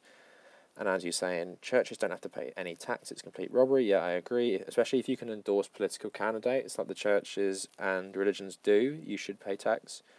Why don't you move to America? Fuck that, man. Because I'd have to pay tax to America and the UK. And, I'd love to visit America, and I really like American history, and I really like some American places. I love American culture. But, yeah, fuck moving there. Also, the food sounds garbage. And because you have less food regulation than we do. Yeah, religious freedom is a scam. It's just, freedom to discriminate, really, based on your religion. There are parts of religion that are not hateful. I think sects choose that will stick to it. Yeah, well, I think it's a good thing. Religion moving away from fundamentalism and choosing the bits that are good, that's obviously good for everyone. But at the same time, I think that's just being hypocritical. And I think it means that you're not properly religious because you're tossing out like your religion's whole history and fundamental core of its beliefs. Spartans too. Yeah, Michael Freer. Spartans had gay sex with each other. I like in Assassin's Creed, like Odyssey. I was bisexual, even though in real life I'm straight. It's just kind of fun to just see it play out, like how it's so normal back then. I know obviously it's a video game, but still. Libertarian Socialist says, I'd argue the philosophy of Jesus is more progressive than what most Christians believe in. Hippies agree more with Christ than actual conservative fundamentalists. That is a very good point, and there's funny memes if you haven't seen them. Republican Jesus. It's like obviously Jesus told the wealthy to like give all their money away to charity and shit, or like I don't know what he told it was, a temple, or just help people out, help the poor out. And most Christians in America who brainwash everyone are fucking rich, and Jesus would despise them if we believed the Jesus in the Bible actually existed. Which is, Republican Jesus. Jesus would hate Republicans, to be honest. So, my family based their views on Jesus, not really the Bible itself. That's why I'm so confused on this. Most people I know base their progressives on what they learned about respecting others.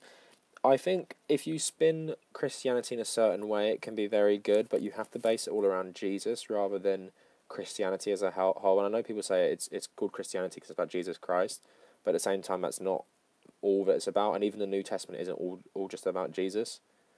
There's lots of other stuff in there as well, and even the stories about Jesus aren't always necessarily just about Jesus. But I can get that. Like, I'm saying Martin Luther King, Jimmy Carter, like really, really great people, very religious as well. So I can understand the argument, but I think my whole point is I'm not saying that's a bad thing. You can use Jesus as a reference for good morals because he had good morals and everything, and it's a good thing to base it on. But at the same time, I think, why don't people just join the cult of Jesus or some shit? Like, why have everything else? I don't understand why you have everything else if you don't want people to be misled. Like, if you don't want everything else, why do you give someone a book that they can read and it says, slavery's okay, I can kill people in certain instances according to this book as well. Like, what's the point of having that all in there if you want everyone to be like Jesus? I don't really understand that. The KKK is mostly Christian fundamentalists. They're also Protestant fundamentalists because the KKK actually hate Catholics as well. Humans take from anything what they want to believe. Religion feels like an excuse. Yeah, I'd agree with that as well. Libertarian Socialist says, too many Bible literalists pick and choose which parts of both testaments they want to uphold, which way they want to uphold conservatism. Yeah, that's a good point as well, but I think that's everything in religion. Everyone just picks and chooses what they want. That's why most religious people are hypocrites anyway. The church literally Andrew says, the church literally disagrees with Jesus' progressive socialist views right in front of people's faces. Yep, exactly. Anzu, Jesus taxed the poor, rich can't go to heaven, church, nah. Yeah, exactly. Andy, Jesus says peace, turn the other cheek, right wingers, guns and race war. Yeah, exactly. Basically in the Crusades, right, what they did to convince people that violence was okay was in the garden, the night that Jesus was arrested, I think is it Simon Peter, I think. When the priest came over, he took out his sword, and Jesus told him to. He took out his sword and he cut an ear off of one of the priests, and Jesus told him to sheathe his sword. But the Pope argued in the First Crusade, because Jesus didn't tell him to throw his sword away, it means Jesus didn't reject violence, which is like, that is the extent. What you would obviously know the extent religious people go to defend it, but that is the extent even the Crusades. It's actually so ridiculous.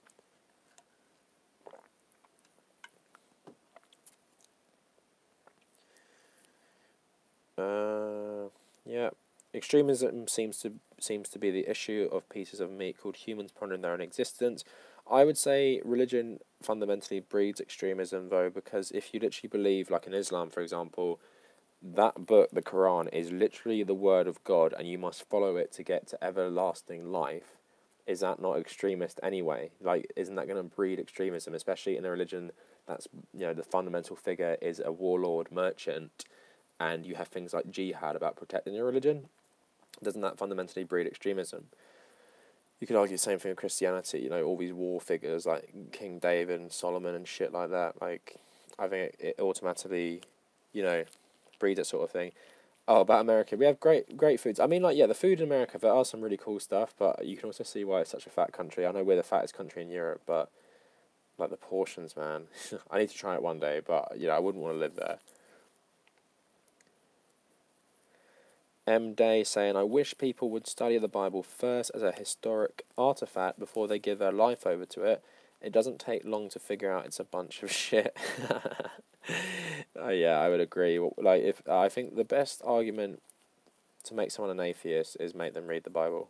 It's literally so boring and so insane. Like we did the Apocalypse in my history degree. We studied them. Literally, oh my god, it was the craziest shit I've ever read. Like, the guy who wrote it must have been so fucking high when he did it, because I don't understand how you can come up with, the beast with, 6 lion heads and, all these other parts of his body. It's meant to be representative of, the Babylonians or the Persians or the Roman Empire, but, it's absolutely fucking crazy. Max saying, I wish we had an open atheist or at least agnostic president, although I'd rather have a religious progressive and openly non-religious conservative. I think I read somewhere that there's no open atheist politicians anywhere in America at Congress or the Senate.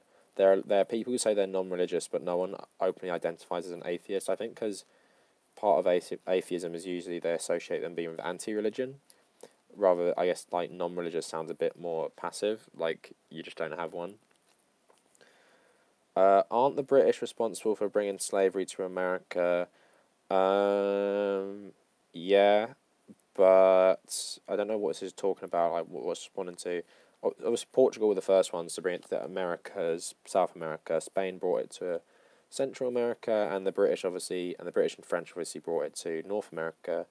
But I think my point was, if you're talking about earlier, I said America is fundamentally based as it's like a slave state, because it's the first country that's established during slavery, it's a new country, but written in its laws and part of its founding laws is slavery, a lot of Africans.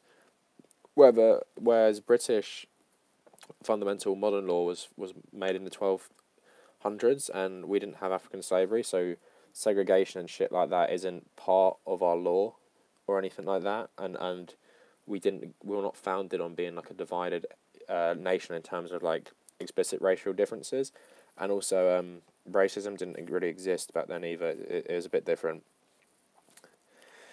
Yeah, Bernie is Jewish. Bernie's definitely Jewish. called out Netanyahu. Libertarian Socialist says, funny how the American right tries to pretend that progressives are anti-Semites when Bernie would be the first Jewish president. The Tory smearing of Corbyn is laughable. Yeah, I agree with it, and don't think for a second that if Bernie was Christian, he would be called an anti-Semite every day of his life for criticising Israel. But yeah, anti-Semitism, the debates in both countries are pretty crazy. I made a video on it if you want to go check it out, maybe like 3 weeks ago. Talked about Corbyn and Ilhan Omar in the same video. Dan citing the law, I think. Churches are tax exempt from all taxes, including property. Anzu saying people pick and choose the stupidest stuff, and all the LGBT hate was from the one anti-gay hater book in one book somewhere, but no one cares about. But it also says things like don't mix clothes, and they don't care.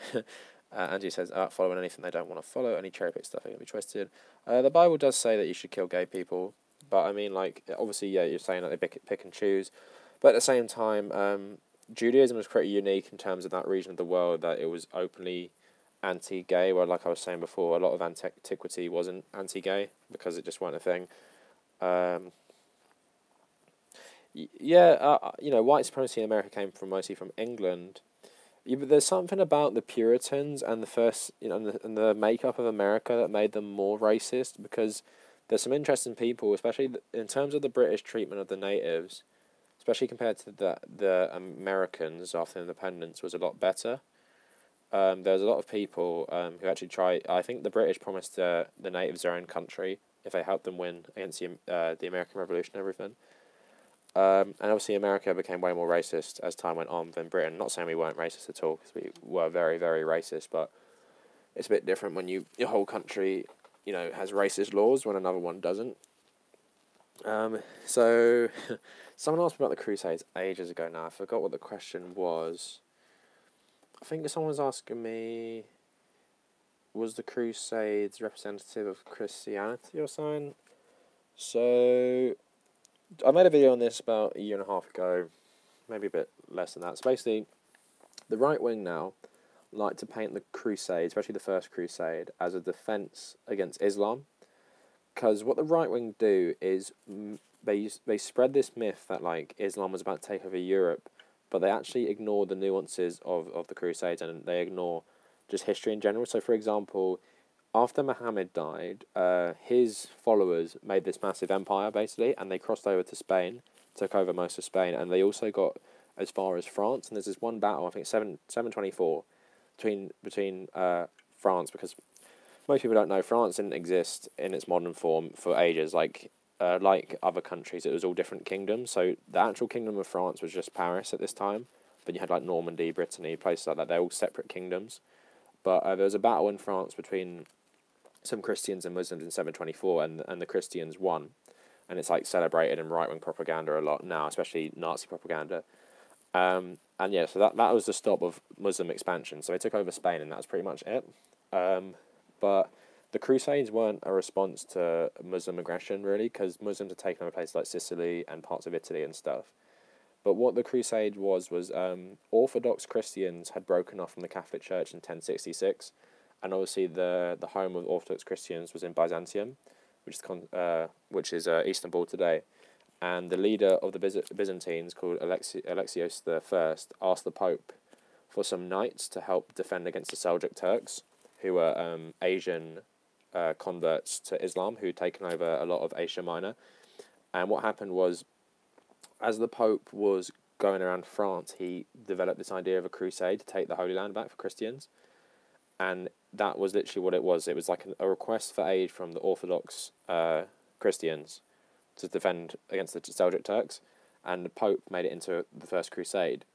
And then the First Crusade happened, they won back Jerusalem, and then by the Third Crusade, Saladin had taken it back from the Muslims, and they never got it back. But also, another thing is, during the First Crusade, the Muslims were all fighting each other as well. Like in Iran, they were Shia Muslims. Egypt was controlled by Shia Muslims. The Seljuk Turks were Asian, so the Arabs actually viewed them as infidels because they thought you could only be Muslim and Arab. That was because Muhammad was an Arab and stuff.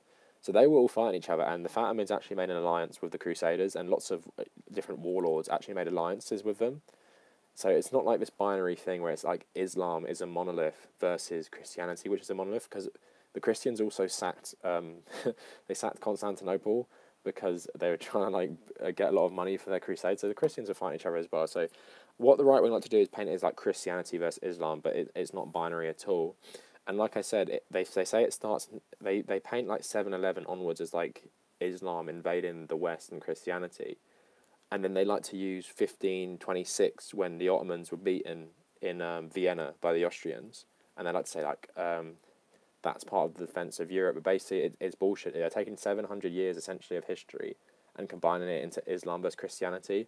But Islamic groups were fighting each other the same way Christian groups were fighting each other. Like, they all hated each other too. Like, Persian Shiites and Arab Muslims are fighting each other for fucking centuries. And it's the same with like Protestants and and Catholics in Europe. So I don't believe, the First Crusade, the way I like to think about it, it's just history at the end of the day, isn't it? But there's no threat from Islam taking over Europe at that time. And there isn't really again until like the 1500s with the Ottoman Empire. And it was first beaten back, like the Christian countries were defended in the 700s, like they held their own against Islam in France, for example, and they weren't expanding more. So it's a right-wing myth to say that the Crusades were a defense against Islam. They weren't, and it's so much more nuanced than that, because Christians were fighting each other, Orthodox Christians were, at times during the 7 Crusades, the Orthodox Christians would ally with the Ottomans and ally with the Turks and fight the Crusaders. So it's seriously, the way that our education makes it seem, and the way America especially likes to mythicize the Crusades and everything, is pretty crazy. And just don't believe it, because it's based in their trying to justify their own religion, really. It's not really based in facts. So wait, I'm just going to read some comments now. So people talking on the side about the pilgrims.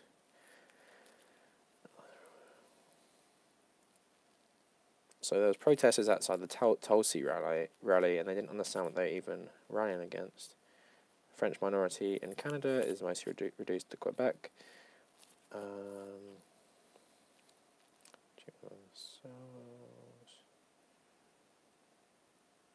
I reckon Bernie is an atheist, to be honest, but it's just not, I think there's a survey that says like most Americans would rather have a Muslim as president than an atheist, which is quite funny. Because if apparently, according to a lot of Christians, if you're atheist, you don't have any morals, which I find funny, since their country was literally founded by non-traditional Christians and deists, and perhaps even atheists in terms of like Benjamin Franklin and stuff.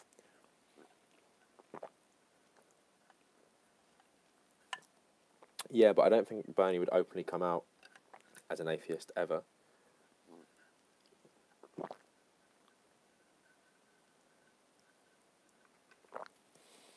Most of the American colonists were founded by Britain, obviously, and a lot of those people were originally British, but at the same time, where do you draw the line with national identity? Like, when does a country become another country? Like, when do Americans become Americans? A lot of Americans, the original ones, were British, weren't they? But a lot of the time when you're born in somewhere else, like in Spain you see as well, South America, Central America, they're all Spanish descendants, aren't they, a lot of them? Now, there is a mixture between Hispanic and Mayans and natives and stuff, but, what happened there, they just wanted to rule themselves. They didn't want to pay money back to the original country. So in Spain's case, like the Pizarro brothers and everything led revolts against Spain because they didn't want to pay taxes anymore to the king. And that's part of it. And then they became different. They became like Peruvians, or they became Mexicans and stuff.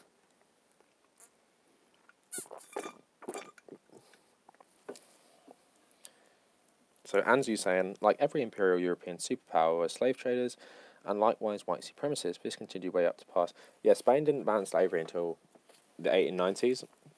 And I don't think Brazil banned it until like 1910 or something.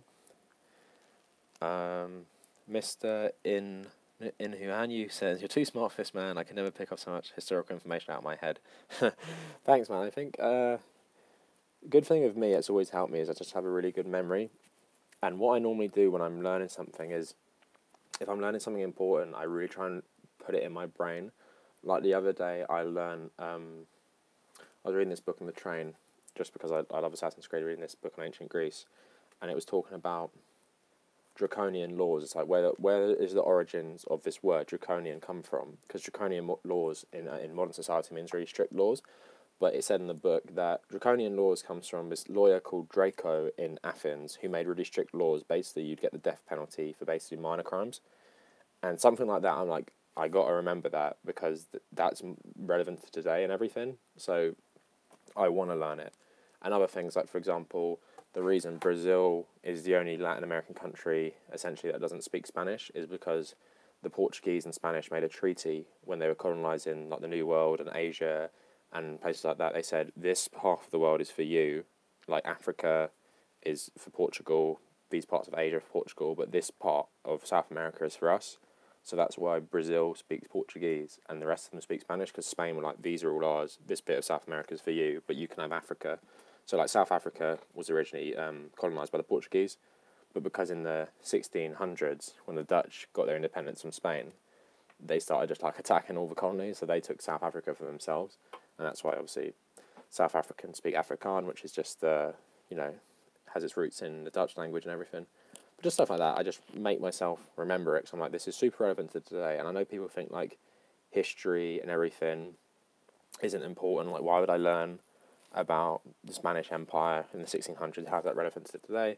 But even things like racism, for example, there's a Portuguese explorer who's exploring West Africa. And this is the origins of the transatlantic slave trade. And he found a load of African people, and he took them as slaves, and he said to the Pope, is this all right in Christianity? Am I allowed to take these? And the Pope not only said it was okay, but he wrote a papal bull, which is like a law, saying that there should be a crusade against Africans to enslave them because they forfeited their life by rejecting Christianity. Because obviously North Africans and West Africans, in a lot of ways, had been exposed to Christianity through many different forms, because also a lot of Africans were Muslim as well. And they said because they'd known about Christianity and rejected it, they deserved to be enslaved, and they deserved servitude for the rest of their life because they had rejected Christ. But that's also why natives weren't enslaved in America, because what the argument was is that natives had never ever heard about Christianity, so they're not guilty for rejecting him and being pagans, whereas Africans had learned about Christianity and they'd kept their old ways, a lot of them, so they're guilty and we should enslave them for it. It's quite interesting, like, how they made one seem subhuman and one not. I know they treated the natives like shit as well, but it's like, because Africans had knowledge of Christianity, they deserved to be enslaved, whereas natives didn't. So that's why Native Americans in South America and North America weren't, enslaved, where Africans all were.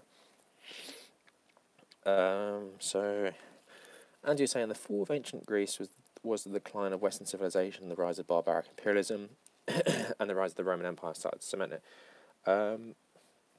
I'd say the fall of Rome is just as significant, because it gives rise to Christian monarchies which dominated the world until the 1700s, which is a lot worse. But yeah, I get what you mean about imperialism. But Greeks were imperialists too. They had colonies in Sicily, they had colonies in Libya, Egypt. Library of Alexandria. That's Greek, isn't it? And a lot of these places were. So Greece was an empire as well, and obviously Alexander the Great made it one of the biggest empires of all time. So what do I think of whites becoming a minority in 2043? Do you mean whites in the UK or whites in America, or do you mean whites in the world? Because I think whites are a minority, because India and China, what's that, 2 billion and something? Pakistan, Bangladesh, that's like another 400 million. So I'd imagine white people are the minority in the world. But so Evan saying Japan's age dependency ratio is so worrying. Like 60% of the population is dependent. History is important because it helps make identity, which is the first line of defense in pretty much anything, in my opinion. Yeah, I guess that's true as well. I didn't really think of it like that. I guess that's a bad thing as well, the way we politicise history for our identity, like British people thinking Britain is super irrelevant on foreign policy these days, and we're not. Anzu's saying there's a lot of bigotry and intolerance in Japan as well, such as against ethnically Korean and Chinese that are adopted and born and live in Japan but still face massive discrimination. Yeah, Japan is super right-wing, which people don't really understand. They think it's like, oh, nice and liberal, Nintendo and Sony, but I was doing Japan and Chinese relations last year at university, and they literally deny the rape in Nanking, and they visit a shrine which Yakusuni Shrine, and since Shinzo Abe visited as late as 2016, literally a shrine that honours a lot of war criminals from World War II.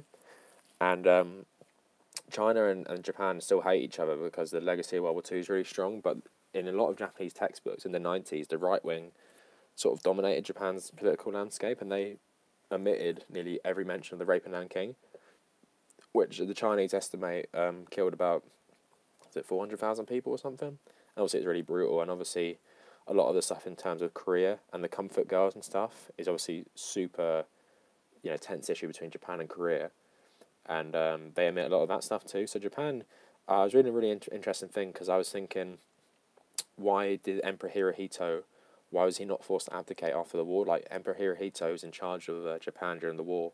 He stayed Emperor of Japan until 1989, and I was thinking that's really interesting. But basically what happened is they basically absolved the Emperor of all guilt, and General MacArthur let them to make the transition smooth because, the Emperor was seen as a god up until that point, and they blamed all the war crimes on Tojo instead, and they killed him for it, but they didn't kill the Emperor. And they're saying a lot of that and the absolving of the Emperor makes a lot of Japanese not accept guilt for World War II or, their side of World War II in the Pacific, including the Sino-Japanese War. I think that's super interesting that, the way Japan is today in terms of this conservatism and, being so hostile to, accepting they did anything wrong is because they never got rid of the Emperor after World War II. I think that's really, really cool. Or just an interesting topic. Yeah, Mr. Inhu Hanyu says it's actually pretty awesome. You probably think I'm stupid, but my mum was blown when I found out from a historical show that Mexicans are a combination of Native American and Spanish. Yeah, no, I don't think you're stupid for that. Like, there's so many things you don't even think about in life, and when you find out a fact about it, it's just like, oh, that's really cool. Like, let's talk about this book again.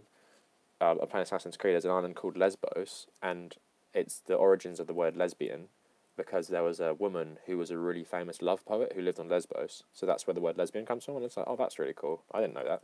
Doesn't mean, like, I'm stupid for not knowing it. And, in a lot of people's minds, it'd be like Mexican. Oh, they're just Spanish, aren't they? But it's like, a lot of these groups are a mixture of Spanish and native rather than just solely one group. So, oh, thanks, M-Day. So you said, very fortunate to have such a great memory and able to draw out in conversation. Makes you incredibly interesting to listen to. That's a very nice compliment, and I'm grateful. I think as well is because I love this stuff so much, and I just, I think I like having breadth rather than depth, even though I do like going in depth in some topics. Like, I read a book on holiday this summer. It's literally called, like, The Medieval History of the World, and it goes from 1100 to 1500, and it literally goes through, like, every country, like, major countries like China, Vietnam, Sri Lanka, India, Japan, Holy Roman Empire, France, England, like all the Middle Eastern countries, all the like Russia, and then some other ones like who is it? Who am I thinking of?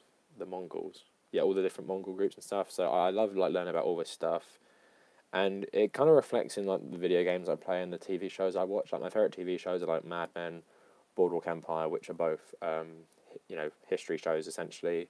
Then you got something like Mr. Robot, which is political, or other things I really like, Black Sails, which is historical, or Man in the High Castle, which is all history and science fiction. So I always sort of try and educate myself no matter on what I'm doing, really, and I just love taking in new information, even from TV shows. Like, I do like some trash shows, not trash, but like I like Netflix, Marvel, and everything.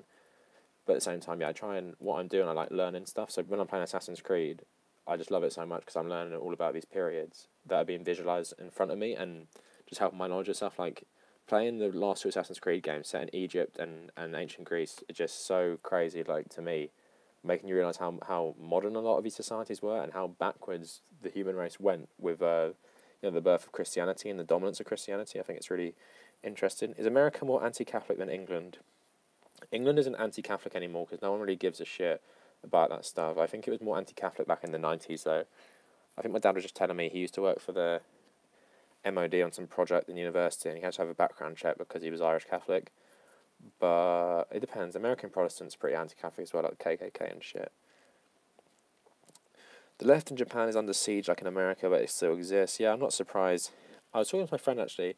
because Japan is so homogenous. I'd love to see what they'd act like if you just were like, oh, here's 3 million Muslims and like 3 million black people like we have in the UK. Because we're talking about like who's the most and least racist societies, and a lot of the least racist societies are countries that are homogenous. But I think countries like England and America and France, I say they are the most racist and the least racist, because at the same time we're super racist in many ways as a society, but we're also super tolerant. Like there's no other place in the world, for example, like London, which is so diverse, where a lot of people are pretty like fine with it. Do you know what I mean? Like you don't get that in many other countries that are seen as like, you know, liberal, like Scandinavia, or like you see in Scandinavia, like the backlash to all the Muslims and stuff in Sweden, like electing like far right people and stuff. Like these countries and Central Europe and Eastern Europe, like getting these refugees, like they hate it so much, and it's because they're not a diverse society. So I think, you know, for all our problems in America and England, I think America's a lot worse than England, to be honest, because of the institutional racism and everything. But at the same time, a lot of places doing a good job, like California, New York, places like that. So it is an interesting conversation, and I'm pretty sure, like I'm saying, if Japan, if it were just like, here you go, here's 3 million Pakistanis, Afghanis, and everything, you know, see how you feel about this. I'm pretty sure they, you know, lose their fucking mind about it. A lot of Japanese people. So it is interesting. So saying again, Japanese far right is having a resurgence like everywhere else. It's unfortunate, but Trump's election is causing ripples. Miyazaki, is Miyazaki the guy who makes Dark Souls? I think he is, isn't he? Or is Miyazaki the guy who does the animation? Has been shitting on recently for being principled and anti-war. Yeah, because Shinzo Abe's trying to revoke, is it Article 6 of the Constitution, which bans Japan from having a military? And due to the stuff with North Korea and China, I wouldn't be surprised if the US lets them. Obviously, they still have a big influence since the US helped create that constitution in Japan. Yeah, Anzo saying Douglas MacArthur and the US oligarchy completely sparing the Japanese oligarchy and let them retain everything of little consequence. Yeah, that's like I was saying about Emperor Hirohito. Libertarian Socialist says the UK needs ranked choice voting instead of first past the post. Tories only got a majority in one Scottish constituency. Took so many seats in SNP and Labour left. Yeah, Libertarian Socialist, I was saying this last week about how if we had a representative parliament in terms of votes, it would be Tories, Labour, UKIP and Green Party, but instead it's Tories, Labour, SNP, Lib Dems, and UKIP have no seats, and Green Party have one seat. Yeah, there's pros and cons to a parliamentary system, obviously.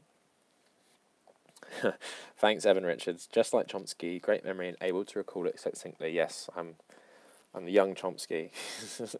Nah, you know, I'd hope to be a fraction, or you know, as intelligent as he is. Anzu saying the right-wing nationalism is infesting the entire world. Right-wing the internet is a large part to play for all these right-wing nationalists meeting, spreading all this fucking ideology and stuff. Anzu saying, so you're talking about yourself. I'm a big forum poster on Resetera just because it's the only respite from far-right goons, but even then it's almost unbearable because there's tons of neoliberals as moderators. Yeah, neoliberals dominate Reddit as well, and fucking right-wingers. Yeah, Evan, are you from London as well? I'm from the nice part. Southwest. Yeah, Southwest is the nice part. A lot of it is nice. Some of it is really shit, though. When I went to school, it wasn't great. How are gypsies treated in England? Yeah, gypsies are treated like shit in England because, obviously, like, gypsies, like, no land, don't pay taxes, just go around causing a lot of trouble.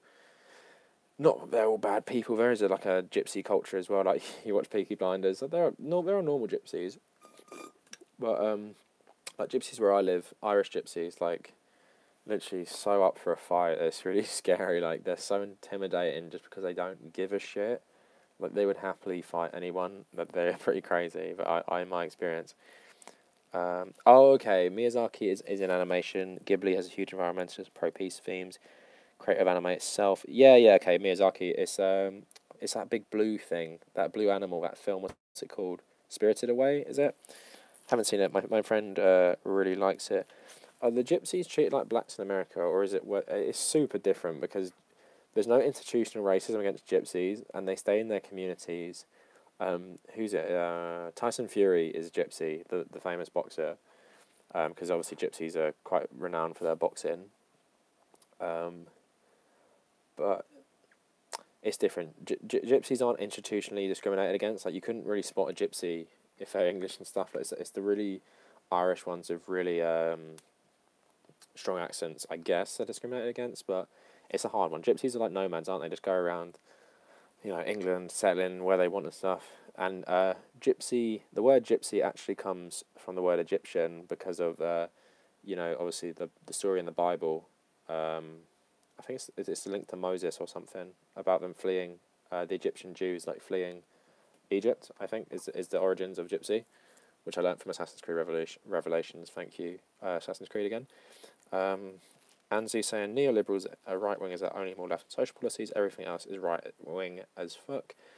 I think neoliberals a lot of the time are the exact same as neoconservatives in terms of they just care about the economy, but neoliberals will pay lip service to social policies. But like I made that video a couple of weeks ago, I'd say you can't be fiscally conservative and socially liberal. It just doesn't make any sense. So Evan, northeast gentrification has changed it massively though, mainly through the overground. I think did a geography project on this in year 9. Yeah, gentrification is so weird. Like, I went to a house party with my friend. He's from Australia, and it was in Shoreditch. Literally went to like the dodgiest fucking estate ever, and he was living there like some like upper middle class Australian white guy with all his like really white like indie friends, and I was like, this is so weird. Like, this is like the dodgiest place I've ever been in my life, and you're just like living here, because it's like gentrification of like Shoreditch and Brixton and places like that, where like you have like really really bad areas now with loads of like upper class people living there. Yeah, I remember when Hillary Clinton said that Europe's far right rises to blame on immigrants.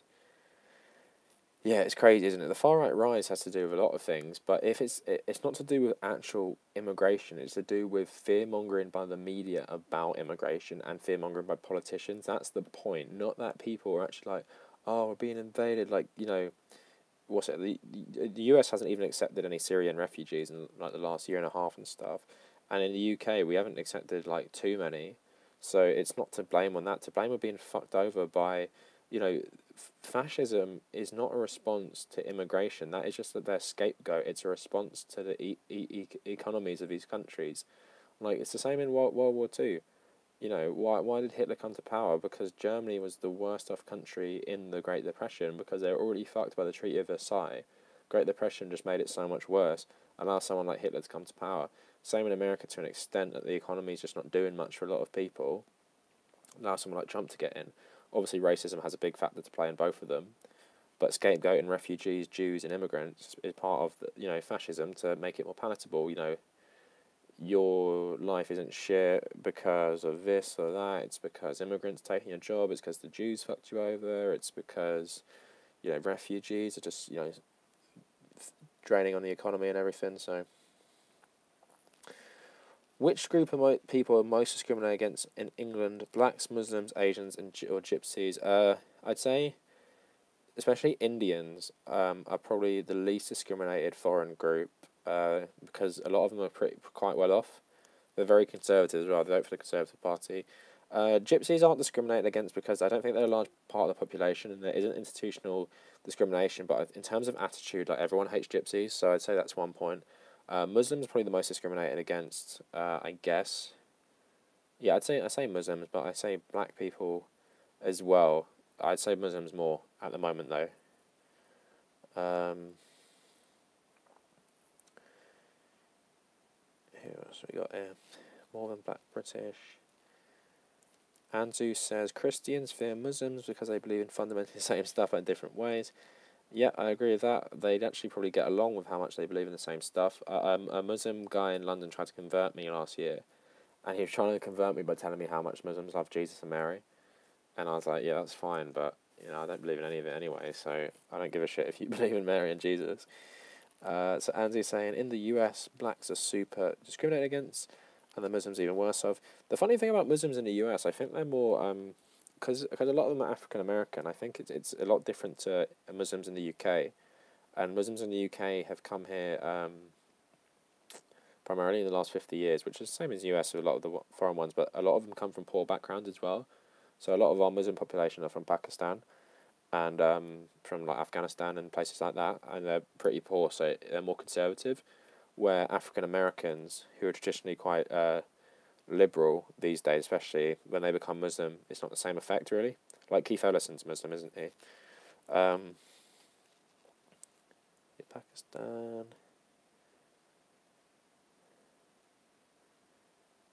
Yeah, natives are probably the worst treated, but I think it's close with the blacks as Black Americans as well, because Americans are like literally they're still taking their land away for oil companies like Mr. Inu Hanyu. I need to really get that pronunciation down. Is saying in the comments, so it's a hard one. All right, everyone. So if you got any more comments, quick, because it's getting quite late now. 3:30, oh for fuck's sake. I started streaming at like 10 to 1, I think. All right, so if you got any more comments, quick. Let's I'll answer any more if you got some burning comments before I go off. So I'll let everyone get them in if you got any. Have you got anything else to talk about? In terms of my channel, it's April Fool's Day tomorrow, and I've got quite a funny video for everyone. I won't spoil it. So I got one scheduled. I was going to record another one, but I'm not too sure if I'd get time to do it, because I might be making videos for the other days of the week. If you haven't checked out already, I uploaded a video last night about my opinion on guns and the Second Amendment in America. It was pretty interesting. Alright, Michael, have a good sleep. So, Mr. Inu Hanyu, yeah, no problem. Thanks for commenting and staying with it. It's been fun talking. So much better than I used to stream, where I didn't get many people, but now I'm getting quite a few and all talking. So Evan's asking me about UBI in India. What do you think? Have you ever heard of it? It's meant to be implemented and working in 2022. I haven't heard about India doing that, but it would make sense because so much of the population are poor, and even the educated people in India largely come from poor backgrounds as well. Like, people live in slums and then go to school and get good grades. It's quite funny, but I guess for India, it makes a lot of sense because just it's a really expanding country. Just raising people out of poverty is probably a big objective of the Indian government. I think one of my Indian friends was messaging me about how much they've done for poverty lately, like how many millions of people they've got out of poverty in the last couple of years. So that really wouldn't surprise me, and because India was founded primarily as a socialist country. Not that UBI is inherently socialist anyway, but that sort of ideology. Alright, good night, Mr. Inu Hanyu. Thanks for all the comments and the nice compliments and everything. Have a good sleep. Alright, so I think that is everything. Yeah, good. Alright, so this is everything then. Good night, Evan. Thanks for tuning in again. So yeah, so this is my second weekly stream. It went really well. Talking loads and having lots of comments. Appreciate everyone watching. I think at one point we had 30 people watching, which is pretty crazy for me. M-Day, yeah, thanks. Appreciate the comment. If it's just about the talk, I'll probably upload this stream to my channel, so if you want to check out anything from earlier. But again, it's probably not as fun watching it back when you can't get in on the conversation. But yeah, I appreciate everyone's comments. So I'm going to try to do this every Sunday, and why I'm not in full-time employment at the moment, it'll probably be later, because I know a lot of you are American. So I'll probably aim to do it, latest Sunday at 1. I did post an update. Oh, thanks for the dollar, Anzo. I really appreciate it. No one donated. I feel bad taking it. But I posted a couple hours ago about doing this stream at this time, but I think because YouTube's messing up, no one really saw it. But I will post every time what time I'm going to go online, and then when I get a full-time job, I'll probably do it a bit earlier. So for some Americans, it might be early afternoon, late morning.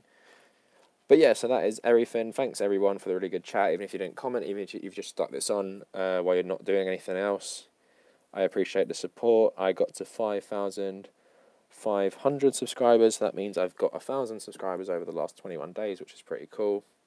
Never grown this much. Yeah, so 7:30 in Seattle. Yeah, so for some of you, it's really it's fairly early for me. It's 3:30 a.m, but it's fine because I stay up late anyway. But yeah, so tune in this week. So I got a new video tomorrow. I think you'll find it quite funny. For April Fools. Wednesday or Thursday should have another video, and Saturday should have another video. So my video schedule is normally Monday, then Wednesday or Thursday, and then we have one every Saturday. Stream on Sunday. Yeah, so thank you everyone. This will be, I actually will go off now. So thanks everyone for tuning in. Cheers for all the support lately. It's been really good, and thanks for all the comments on my latest videos. If I haven't got around to replying to them, I'm going to go through them a bit later, and I will reply because I'm trying to make sure I reply to every comment. But yeah, for now, let's just leave it at this. A nice, don't know how long I've been streaming for. I'd say nearly 3 hours. So yeah, so everyone have a good evening. If you still got